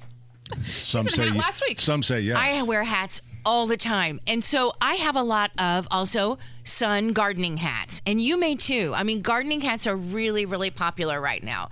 So these gardening hats, because you want to protect your face, right? So these gardening hats can be really personalized with flowers that maybe your grandkids do or your kids do. And then you can put these on your hats. And they're just simply made from these pipe cleaners. All the different colors of pipe cleaners. There are different kinds of pipe cleaners. You can get this, which are called the jumbos. You can get the regular, or you can even get the big fuzzy ones. I've never seen these fuzzy ones before. They're so fun. But they're too big. Oh. They're actually too big to make flowers. And these are very simple. And the kids can do this too. And then every one of these flowers that the kids make for you, you can attach to your sun hats. They're really fun and they're really easy, as I mentioned. So basically, you're going to find a tool like something out of the kitchen, which is a wooden spoon. You're going to be using the handle part of a spoon to wrap and create the flowers from your things. Woo! I love how technical we are. I know. So there you go. So now as we get our spoon back. Okay. Kylan. I almost called you Kylan. I'm so sorry. Okay. Allison. This is what you're going to do, guys. Watch with me because this is, and if not, then you can Google it. Okay? Because it'll work. So you take your spoon, And you're just going to wrap this around a few times. You're going to leave a tail with your pipe cleaner. Okay. And then wrap. And I know this is hard. You can't tell what we're doing if you're just actually wrapping listening. the pipe cleaner around the handle. That's it. Yep. You're going to wrap it. And then you're going to pull it off of the handle, right? You've still got your little tail. Pull it off. Take the tail. Bring it through the holes that you created, right? From when you pulled it off of the handle of the spoon. And now you're just going to bend all of the loops around, right, to create the flower. That's cool. And then you flatten them out. And then you kind of flatten them out, right? I know that's probably hard if you're listening. I think everybody's... Okay, so Yeah. now you're going to take another color. Let's say we take this red color. Take the red, another pipe cleaner. Okay, now you're going to make the center of the flower. And so you're just going to make a little round ball with it, kind of roll it around to make the middle of a flower. And you're just going to stick that right down in the middle of the flower that you just created. It really does work, I promise. I'm just having a little bit of a challenge with it. Uh-huh. Well, you know what? Susan Alexander. I've been making them all day. Terry, Susan Alexander said, "Happy Craft Saturday." Happy Craft Saturday.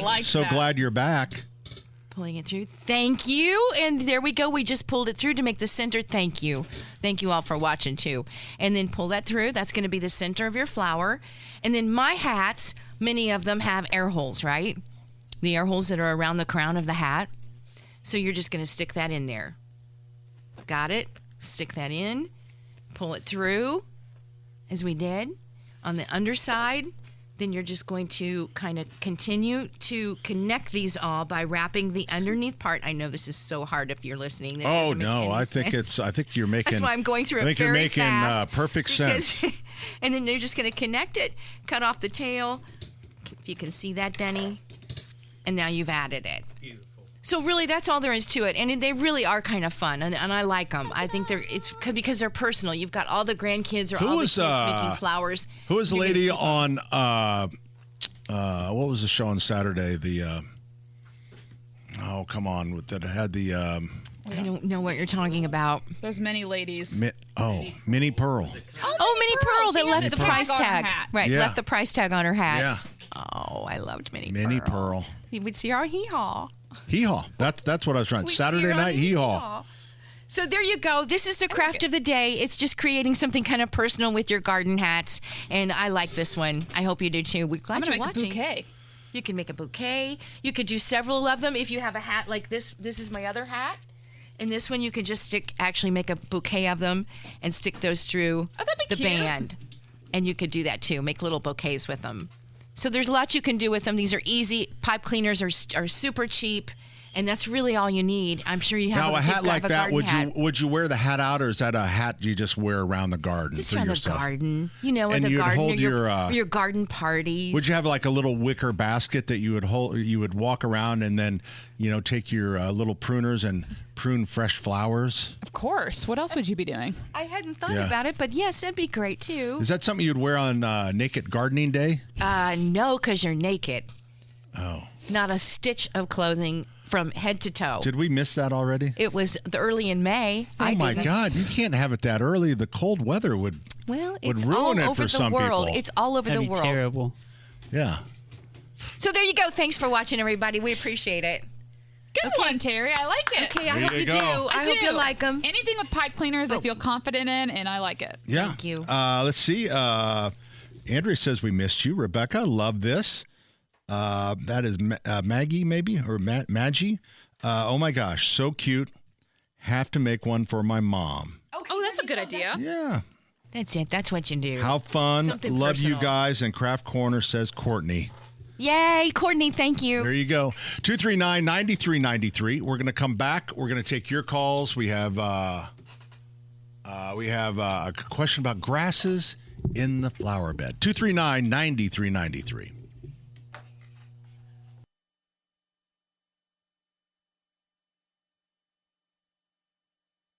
Water's watered down, and this town's lost its faith.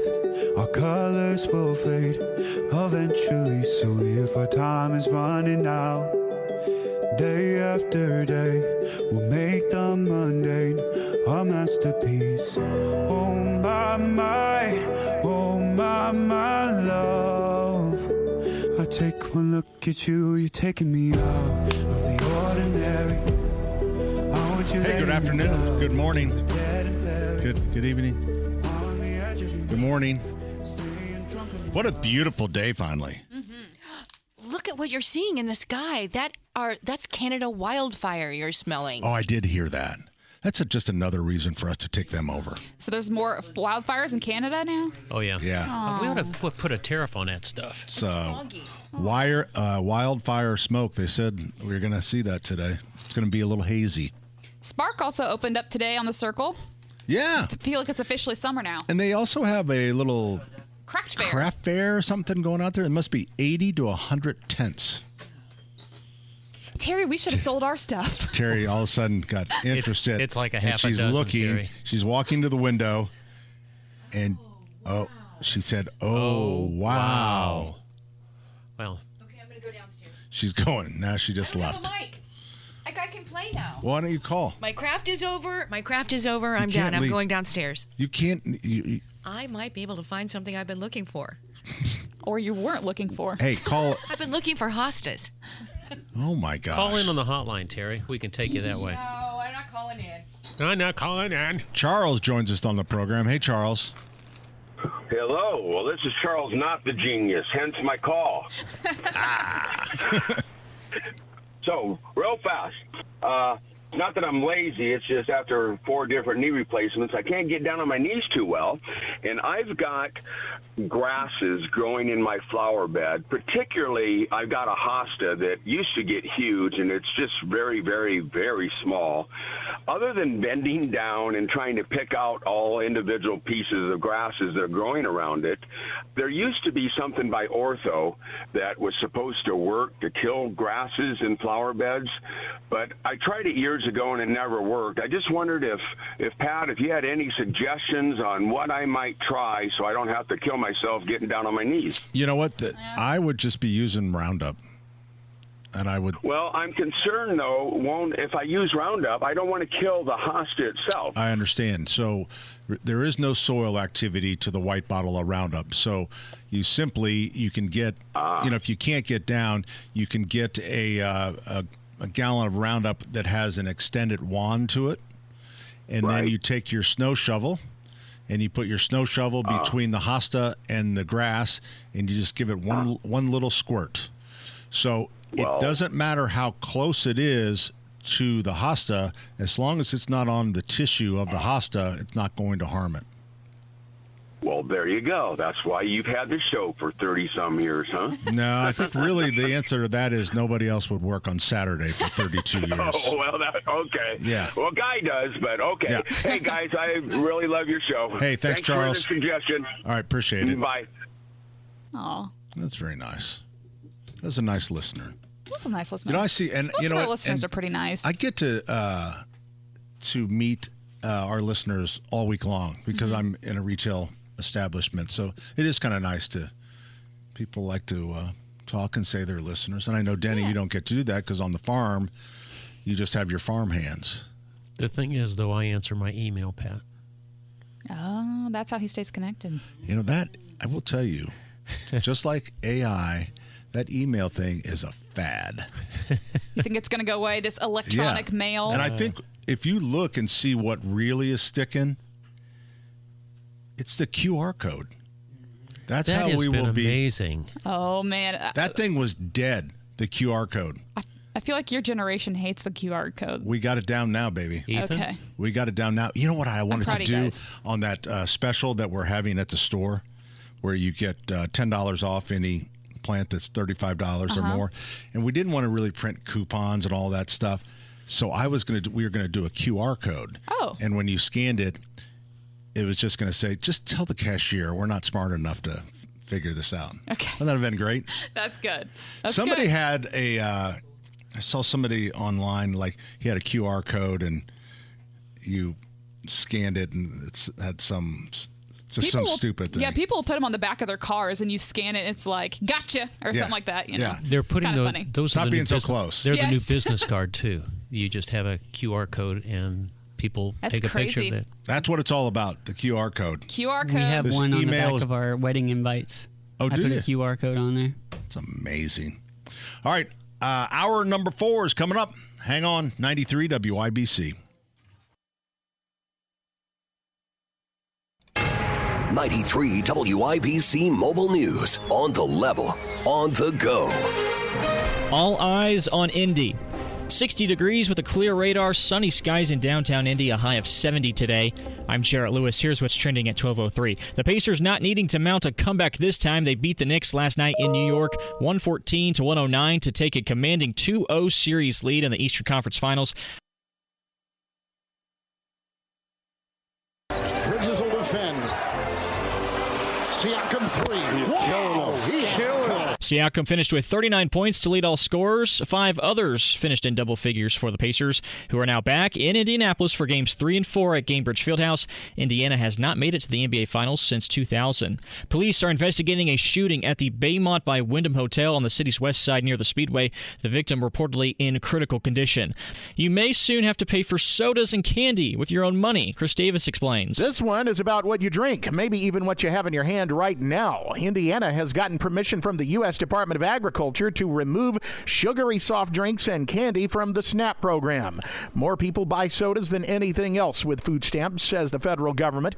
More people use food stamps to buy soda and candy than fruits and vegetables. So Governor Mike Braun says he's glad to see Indiana lead the way in removing those items from what you can buy with SNAP. Chris Davis, 93 WIBC Mobile News. The 500 Festival Parade is underway in downtown Indianapolis, all ahead of the 109th running of the Indianapolis 500. Legends Day is today at the track, and then we'll go racing tomorrow at 12:45 Eastern Time. The forecast from the American Standard Cooling Weather Center. Mostly sunny and more comfortable for today, becoming partly cloudy. High temperatures near 70 degrees. Tonight, partly cloudy, low temperatures in the lower 50s. On Wish TV, Storm Track 8 meteorologist Ryan Morse for 93 WIBC. And I'm Jarrett Lewis, on the level, on the go, and on WIBC.com.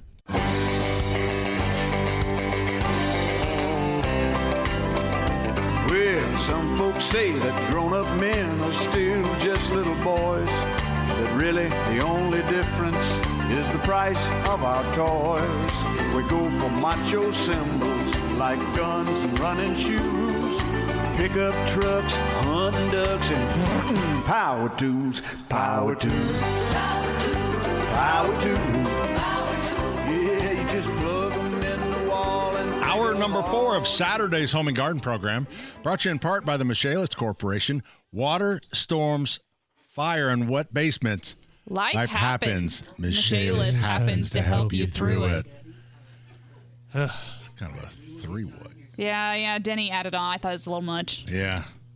I was jumping in because Ethan was on the phone. I just need to look into someone's eyes when I do that. It breaks your concentration if you don't. All right. Well, I know there's no work getting done at my business today because everybody is in panic mode about the Pacer game today. JMV joins us from the Fan. John, good afternoon. Yes. Good afternoon to you all. I hope it's going well. It is going well, and I know that you've talked about it nonstop for a week now, or not for a week, since Wednesday. First of all, a quick recap for our audience of what went wrong in that game. Yeah, Thursday night in Game 5. Thursday, thank you. The Knicks came out, and they came out with a purpose, and for whatever reason, and this has been a trait for the Pacers going way back, they struggle with dealing with prosperity, meaning, these moments in which things should be going well, for whatever reason, they kind of struggle with it. So you're up 3-1. They struggle with that. Now, granted, they weren't going to beat the Knicks at Madison Square Garden in 3 games like that. So, I can understand the Knicks winning Game 5, but I think it was the fashion in which the Knicks won Game 5 that was so surprising / disappointing for Pacer fans out there. But, you can double back and see, circumstances like the Cleveland series as well, where you'd think that you'd get much more of a more focused, hammer down type of effort that you didn't, and that's what we witnessed on Thursday. But I will tell you this team is incredible at bouncing back, especially after tough, significant losses this season, really since the calendar turned back in January. I think they're unbeaten in games in which they have a blowout loss. Knock on wood, everybody, knock on wood. Yeah, no. Yeah, I'm knocked on plenty of wood here. I just, oh no. I just think that this obviously this is as big a game as we've seen postseason wise around here, maybe even ever. I mean, you can go all the way back to, I think, an AFC title game with a certain quarterback from New England and Peyton Manning in the Dome back in the day. I mean, I think this is tonight of the magnitude of anything we have ever seen in this city postseason-wise, because you do not want to go back for a Game 7 at Madison Square Garden. You want to take full advantage of what you have later on tonight. And hopefully the Pacers do. I'm going to be in the building. I'm unbeaten in the building. Okay. So I restored order the other night, and I plan on doing it later on tonight. Yes. Yeah, you know what, though? I'm a badass, so I just go, yeah, whatever would. I'll just announce my presence with authority in that building after about 4 beers, and I'm good to go. Wow. So did you have to get a special press pass, or does a station have so many? Or no, it's weird, right? So the good fortune we've had is me going to a game, any Pacer game, with Tom Sutton, who owns Coach's Tavern. Okay. So the whole routine is going to Coach's Tavern, watching me drink extensive and copious amounts of beer, and then going to the game together, and we're unbeaten. So really, that's the only thing. Between that and Halliburton stepping up a little bit, I think he needs to be as good as we have seen him, and certainly we saw one of the best performances of all time individually in game number 4. And really, a lot of these guys getting back on track. I think my mere presence there is also a huge advantage for the Pacer team. Plus, did you guys know this? Were you aware of something? No. What? So I did the JMV takeover last night. Yeah. Because I knew this was coming. So I thought, all right, so how can we add, because this has the opportunity to be something that hasn't taken place in 25 years. I mean, we made such a big deal out of the eclipse a year ago in April, right? Right. So this is something that hasn't happened in such a long time. So if the Pacers win tonight and clinch and go to the NBA Finals, I'm going to go back to the V1057 studios and do a very special Pacers post-game party that we have not seen indie radio party-wise in the history of indie radio. So if they win, I'm going to throw a Pacers radio party on B105.7 after the game tonight. All right, so you'll be playing the tunes, talking Pacers, playing highlights, playing Cold. It's just it's a lot. It's a lot. It's a lot. Let me ask you this. This is a lot. Sure. A lot of money to sit courtside, okay? So the money is up to now, if you want to sit courtside, over $6,000 for a seat. Most of those seats have always been held by season ticket holders, right? Right. So the question is, if you had a chance to go to this game and be a part of the excitement and the energy in the building, your courtside tickets, or would you be willing to sell them for $6,000? Well, I wouldn't sell my tickets to Bob Dylan Jr. Chalamet. There's zero way in hell I'd be doing that. By the way, did you guys hear last week? Yeah. I put out the gauntlet to Chalamet. Really? I said, you're such a big basketball fan. Let's meet before the game, and I challenge you to some one-on-one in Bicentennial Plaza. And I never heard back. We're not playing one-on-one. I'm really surprised. Like wussies play one-on-one half court. We're not doing any half court. We go one-on-one full court. And I never heard back from him. And I felt really confident because there's zero way that a guy that wears a scarf for his shirt is ever going to beat me in anything. That's funny that you say that because all week Nigel from the Hammer Nigel show kept talking about what a man crush he has on him. So you have two opposite takes there, huh? Well, Nigel can play too, and I'll kick the crap out of both of them. How about that, Alan? Wow! Yeah. Hey, I've got a lot of bravado stored up on my body today. Seriously, it seems like it. I think the Pacers need me to come in and give a little pregame speech because, by God, I'll lay down like you would not believe. I'm ready to rock. Well, let's hear ready it. To rock. Let's hear. How would you start the speech? How would I start it? Yeah. I would start it by saying, here's how you play. You play fast-paced. You wear the Knicks out. That's not how you played in game number 5. I would start with Tyrese Halliburton. You need to be ultra-aggressive at all moments of this game. I know you get everybody else involved, and that's great, but you also can still have the aggression of trying to get your own. For Andrew Nembhard, I would say you haven't shot it well in 2 games. Continue to be the bulldog that you have been. For Aaron Nesmith, Smith, forget about that rolled ankle pain and go out there and be the pain to the Knicks that you have been on both ends, defensively and offensively. To Pascal Siakam, it is take anybody that switches off on you at any time. When you get that switch in the low post, take your man immediately. And for Miles, this is easy. All right, so I think Anthony Towns, and I think some moments and the officiating has gotten a little bit in his dome. Miles, take it like an Etch-a-Sketch pad and pull that thing up, erase it, don't think about it, and go out and kick a little bit of ass on both ends of the floor. Be the rim protector, be physical, and then also play your game. Get into an early offensive groove and have them chase you and not you chasing them. And I would add, Miles, put your hair in a pony. Oh, yeah. Well, I'm not going to bring that up. Would you bring that seriously. up, too? No. I mean, this is all very it flops simple. everywhere. I mean, you play the way that you do, and this is the one thing I don't understand when they don't, and I know the Knicks have something to do with it. I do understand that. But you can wear these guys out. We're calling it the Towns doesn't want to sprint up and down the floor. I mean, the reason why he gets really bad fouls is because he's not in good enough shape. I mean, you've got to push the envelope on that. They are so good at doing that. If they play their game, they're going to win game number 6 later on tonight.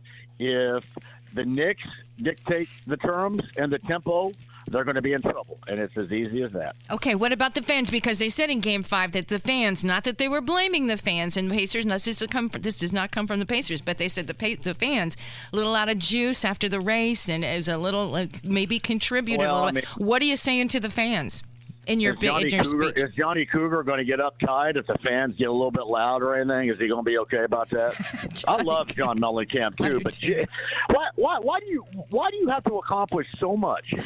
I mean, he is great. I love his music. I know, but be so stinking crotchety. I don't know. I don't know. It's like he's on a depressant. He looks depressed. He looks sad. He looks mad. He looks angry, and I don't get it at all because I like him too. I don't know. Hey. I want to say, hey, Cougar, Rudy Toot Toot, we have it made in the shade like a ball through a hoop. Rudy Toot Toot. Okay. All right. One of our sales guys just texted us a screenshot from the courtside Rudy seats. Toot Toot. Yeah, I don't understand it. I don't understand why you have to be. I know. And listen, I like him. I love his music. I mean, it doesn't turn me off to the music. But, man, you just have to be a crotchety. Nobody's allowed to speak with you unless you speak with them first. I mean, dude, you're from Jackson County, Indiana. Get over it. I don't give a damn what type of album sales, and you're in the Rock and Roll Hall of Fame. You're from Seymour. Holy hell. But you know what? I remember when our kids were playing rugby together, and he was John was sitting on top of a 55-gallon drum smoking a cigarette at a kid's game, and I thought, wow, he is really cool. I know. He probably had a leather jacket on. He did. He's got the hair, the whole thing. What's so weird about it is, I mean, he still looks, I think, in tremendous shape. Yeah. He doesn't look his age. Why does he act like he's like 95? No, I think he does start to look his age. I think he does start to look he looks a little withdrawn. He looks a little gaunt. John, Allison, who is that, Koppel? Or one of the sales guys here, Koppel, just sent us a screenshot of currently the courtside seats are going for $44,000. Wow. And yesterday they were 6. Yesterday they were 6, and they've jumped up to 44. So people are clearly paying for them. So, John... I can't wait to see. We're going to see Sting and Lenny Kravitz. See who's in there. Bob Dylan Jr. and Ben Stiller and Imperioli. We're going to see the cast of The Sopranos. Dude, unfortunately, the I would so give the mic to Pat McAfee again. Oh, yeah. So when we win this thing and then we go to the finals, does the knock on ticket wood. price drop because you don't have the New York influence? Oh, no. Oh, I don't know if it dropped. I mean, it won't be that because of the lack of the New York influence. But here, you guys want to know what's going to happen if and when hopefully the Pacers and Thunder meet in the NBA Finals. You're going to have a major transitional point in the NBA and how teams are going to be built. Because right now everybody thinks you got to go with the major star and then add 2 more major stars around them. These 2 teams are team concept oriented. Now, Shea Gilgeous-Alexander is the MVP, so it's as good as you can get. But they're still team-oriented with a lot of depth to get it up and down the floor. That is going to be more the norm now. I think you're going to see a transitional phase in the NBA to where other teams and other organizations look at that and say, we want to play like that. We want to have depth like that. We want to have a team orientation like that. You see it in Denver. I mean, you see it with the Lakers. All these coaches, all these organizational pieces are talking about how their players have to be in better shape. And these players are in great shape the way that it is, but it's not the level of shape that the Pacers and that the Thunder are in to get up and down the floor. That is, to me, going to mark a change in a direction that I think a lot of people are going to like, because everybody cries about the lack of team orientation in the NBA. You have two of the greatest examples of that hopefully will meet in the NBA Finals this year with the Pacers and the Thunder. Very cool. Well, we're excited. Everybody's on edge. The anxiety is high, but I'm not on edge at all. I feel great. Yeah, you sound great. You feel great. Well, maybe that's because you're shooting yourself in the rear end with that shot. No, I'm gonna get. Hey, I just bought a car too. I bought a car for my kid just now. Really? Whoa! From Jack Payne, which sounds like he's a great guy. When he said Jack Payne, I went, yeah. Well, I'm John. What's up? Jack Payne from Center Grove. Great guy. Oh. Listens to you guys all the time. The first thing you did was mention to you guys. Oh, that's nice. Well, Yeah. I hope you got a good deal. I get more response from being on with you guys than I do from having my own show. No, I don't believe that for a second. No, it's a true story. And everybody starts with Terry and Allison. Everybody loves Terry and Allison. Yeah, I know it. We need to feature them more. They need to do their own hour. No. I'm good. We have Can I be on Craft Corner one of these days? Please. That would be I wish you great. would come to Craft Corner. Let's make pasta noodle Pacer players. Okay. Or we could make something out of all your old clothes. Yeah. Oh, yeah. Oh, that's a great idea. Like a circus tent. Right. Circus tent, camping tent, something like that. Let me get. Here's my bloomers. Make a circus tent out of my bloomers. Okay. Right Craft there. Corner. Would You're ya? booked. 2 weeks from today, you're booked. Hey, you know what I am dressed in right now? Head to toe. Shout out, because I love the place. Goodwill. Head to toe right now. This sounds like And I a am porn so- movie. You will guess what I I'm am wearing. so mediumed up. I am nothing but one medium. I am like I am your prototypical douchey 55-year-old male right now. You know what? Kathleen said maybe a quilt. We can make a quilt of something nice. That would be great. You've got plenty of clothes, I'm sure, that you can't wear How anymore. about a T-shirt quilt? I love Barry, it. Can you make a nice sofa quilt out of my 38 waist Levi's? 38.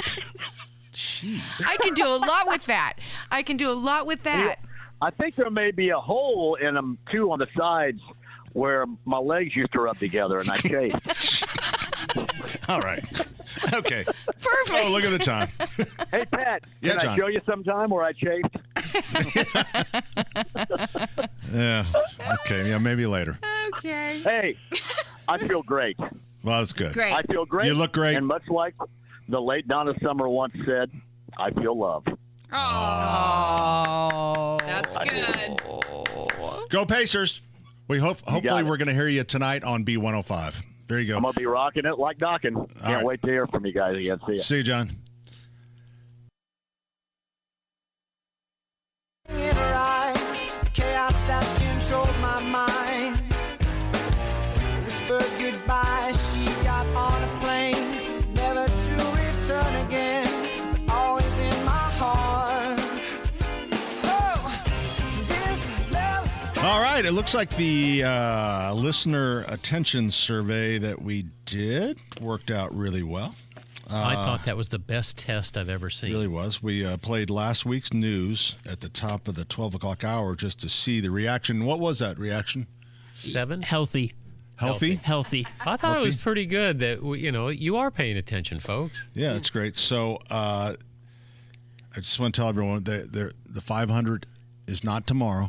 Okay. So no, it was just something we had to do. We wanted to do. We talked about it at our meeting before this. We did. It was either that or the John Lennon broadcast. So, but who should we throw under the bus? So, the last segment, so I think it was is in the can. Yeah. The last segment. Yeah. Right. So we're going to talk to what's that kid's name? Jarrett. Yeah. Is that what it is? Jarrett. Yeah, Jarrett. We're going to talk to Jarrett, have him stay because we can't handle this unless he can put it on a QR code. If he could put the news on a QR code, we'll do that. But if he's going to send it to us an email with a link from last week. No, we can't do it. We're just going to refuse to do it. So here's what we'll do. We'll play the best of Bob and Tom is what we'll do. Gotcha. How about that? How would they like that? I'm not sure that's a good idea. I think there's some kind of rights to that. I don't think we could have another 5 minutes of Tony. I think we've got enough Tony and Hammer and Nigel. I don't know. People aren't ready for that on the Saturday morning. So. All right. Well, again, we do apologize for the news, but we did want to let you know there was nothing breaking. There was a test. During that 2 minutes. All right. 239-9393. Were you going to talk about the soap? Do you want to talk about the soap? Let's take Debbie first. Yeah, let's okay? take Debbie first. Hi, Debbie.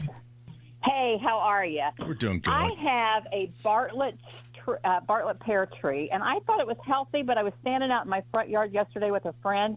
There is all kinds of brown leaves in it. Prayers are answered. You know that now you get to put a new tree in. Is this probably a Bradford pear? Bradford pear. It's Yeah. just white flowers in the spring. Yeah. Which one is that? So some people would celebrate the thickness of your tree because that has become enemy number one for as being invasive. Yeah.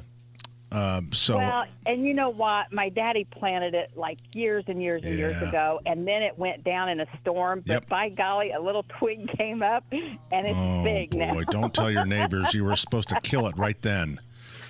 So what does it have on? I will tell you that because of the gloomy weather, we've been getting a lot of people with on various plants of just fungus.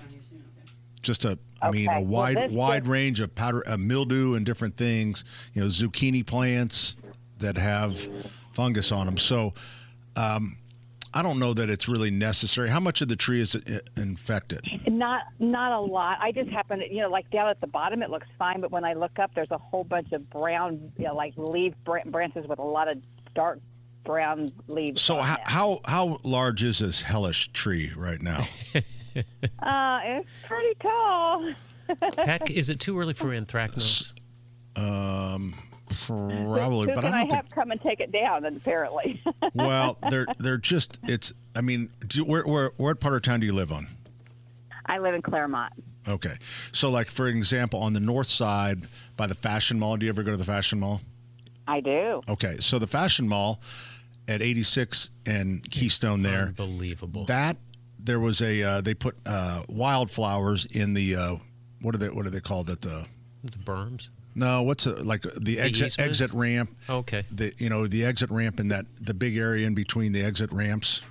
They plant wildflowers. Well, it is completely full of Bradford pears. I mean, thick with Bradford pears and other calorie pears. So they really are a nuisance. And I probably wouldn't mind getting rid of it because underneath it is now the grass is dead. I can't seem to grow grass there. Kill it. No, that's part of it. All right. Make peace with it with your daddy, but it's probably best to take it down. Just make peace with it. Here's what you can do. How big is the trunk now? How big around? I would say, I'm not good at maybe 18 inches in diameter. Oh my gosh! This thing really. It was a long time ago that the storm took it down. Yeah. Okay. Yeah. All right. When you cut it down, take a couple slices of it, and Big Joe Stasiak will make you. Great idea. He will engrave it. He can engrave it with a picture of a photo of your father on it. Oh, that would be perfect. He can do it. He'll be glad to do it for you. I know he will. After you cut it down, have him cut some coins. Have him cut 2 or 3 coins out of the trunk itself. Then you send me an email at denny@wibc.com, and I'll get you in touch with Joe. Okay? Okay. Sounds like a deal. But if you're going to keep it, I mean, what I would do is probably just spray whatever you can with a general purpose fungicide if you want to do that. Okay? All right. But I really think when it dries out and we get a little heat, it's going to be fine. So there you go. Now, about that soap. We'll have to do that when we come back. Oh, we do? Yeah, we've gone along. Well, there's nobody even at the board. Ethan's gone. Ethan's over there playing solitaire. Do you want to take a break? I can't unless there's a board op. Are you guys going to the 500 tomorrow? Not tomorrow. I was thinking about it. Do you want to go together? Yeah. We could drive like go-karts. It's sit wherever you great. want day. You can sit wherever you want. We could Water, storms, fire. wet basements. Life happens. Miss Shayla's happens to help you through it. Through it. Coming right back. Oh. Oh, my goodness. Lose sight of the importance of saving for the future. The National Foundation for Credit Counseling wants you to know there are simple steps to set aside dollars each month. The most important is reviewing all your monthly expenses and establishing a household budget. Need help getting started? Speak with a certified credit counselor who can help map out a plan for you. Call the NFCC at 800-388-2227. This has been a public service message from the NFCC.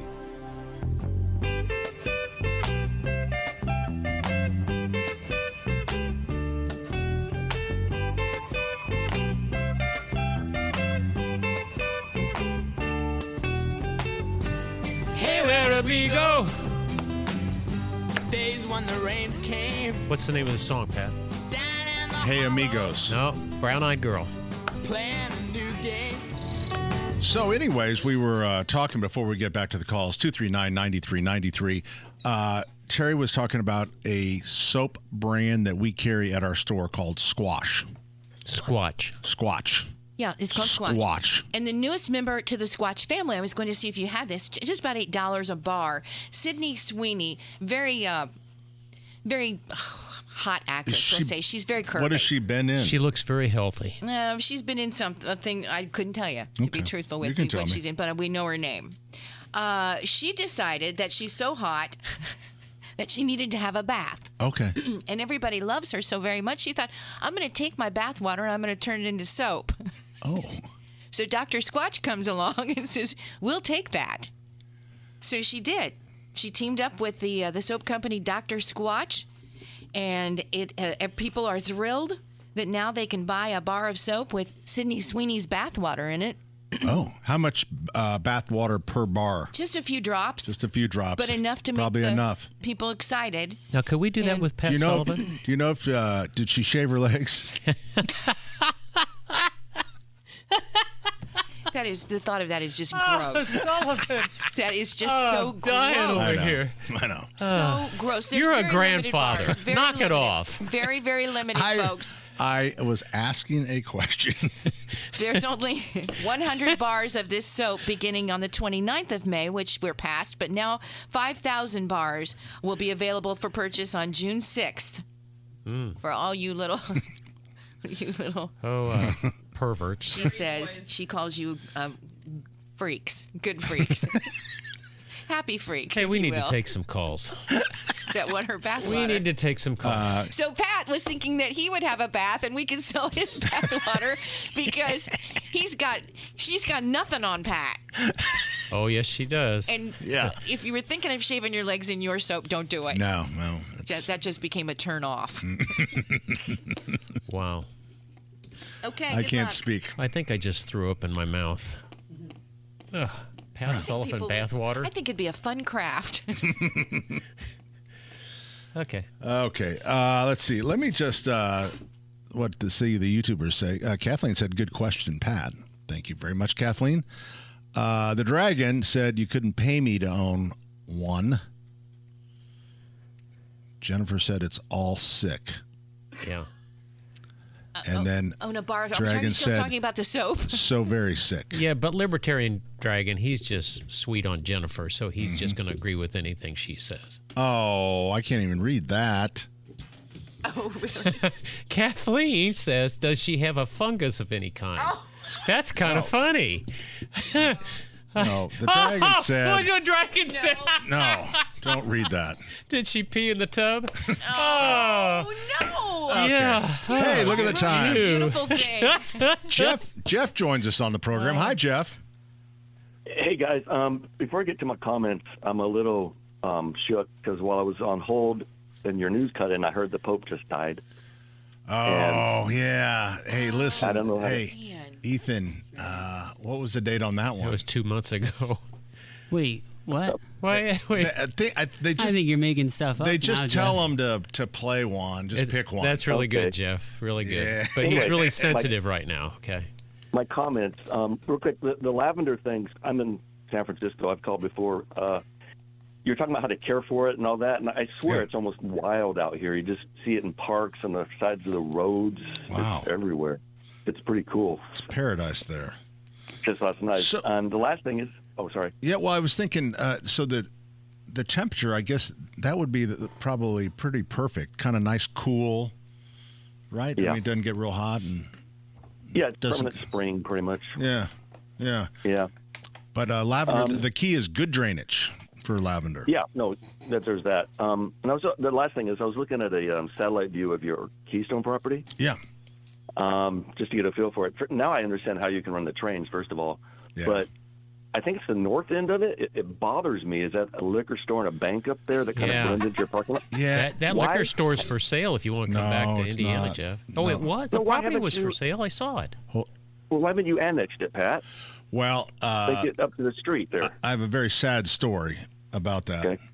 In 1983, we had just moved to that side of Keystone Avenue, and we had that particular piece of property came up, and it used to be a drugstore, Joe Jordan's drugstore, and you wouldn't believe the outrageous amount of money they wanted for that. They wanted, you ready for this? $120,000. Oh, wow. Wow. Who in their right mind would pay that kind of money? So just recently, we offered them $1.75 million, and they turned us down. Wow. Wow. So there you go. Okay. So it's going to be a liquor store. Did you want the property or did you want the liquor store? Well, I'd entertain either. You can make a grilling palace out of that. You A can liquor make a store could be restaurant out fun. of that. Can that be fun? Yeah. Seems like a different clientele. Jeff, all the way from the West You have some Coast. regulars. That's amazing. There's some real regulars there. I never miss a show. Never miss a Thank show? you very much, Jeff. We So appreciate it. comes on from 6 o'clock to 10 o'clock your time? Yeah, I get up at like 5:30 and turn you guys on and listen to you all morning. And if I don't catch it, I play the podcast replay. Oh, man, do you that's listen awesome. do you listen to any other shows? No. Say no. No, just yours over and over and over. I think he meant any other shows on this station. Yeah. Hey, Jeff, would you buy bath water made into soap that Pat Sullivan Hold took on, a he's bath answering in? this question. Oh. Go ahead, Jeff. The first question, other shows, Tony Katz I listened to, and actually, I don't know if Alice remembers this. I called Hammer and Nigel the other day when you had this guest on. I think his name was Jeff. He became a big producer in Hollywood, but he's from Indiana. Oh, yeah, the guy that filled Jeff in. Boggs. I called and said, I got a question for Pat or Denny about my hydrangeas. That's right. And that threw them off. Like I had the wrong show, so that was fun. I thought it was funny. I was laughing. Thank you, Jeff. Thank you. That's great. Yeah, Hammer and Nigel have a caller roulette where they just pick up the phone and ask, what listeners want to talk about. Yeah, I do remember you said, yeah, I have a question for Pat and Denny. That's really good. Just to mess with them. Oh, I love it. Jeff, I love it. appreciate it because they don't even think we exist here on the weekend. Oh, they So, do. Yeah. I remind him daily. Your show's such a niche thing, but I have a feeling like you're the powerhouse that drives WIBC in a way. Because Pat, I don't know. I'm sorry to keep your time, but I've always wanted to figure out your business model. This isn't negative. This is an ad for Sullivan Hardware, first of all, for 4 hours. But you bring in other advertisers. So who pays who and who gets paid by whom, and how does this whole system work? Well, I mean, I've always been paid to do this show. Okay, but it's an ad for your place, so it's like that's awesome. I pay. He pays for it. I pay for the advertising that are within spot sets. I pay. Do I slide in and steal a little bit of time? Absolutely. It's called borrow. Yeah, I borrow. Okay. So like if I said, hey, don't forget we're going to have a, and a lot of times it's for a good cause. Like we have an event for Alzheimer's next week, so I don't mind stealing that time to promote that. But in a way, I'm promoting myself because they're coming to my store. But who's Michaela's pay? They pay the station. In the station. Wow, that's pretty cool. It's a great system you got going. Well, thank you very much. Yeah, and we get a raise every 14 years. You got a raise 14 years ago? I didn't. I'm hanging on. I would take that soap. Yes, I would. Yeah. All right. Hey, thanks for calling, bro. Yeah, great talking to you, Jeff. Thanks. All right, see you. Bye-bye. All right, we got to get out of here. We're going to come back. The speed round is coming up next. 239-9393.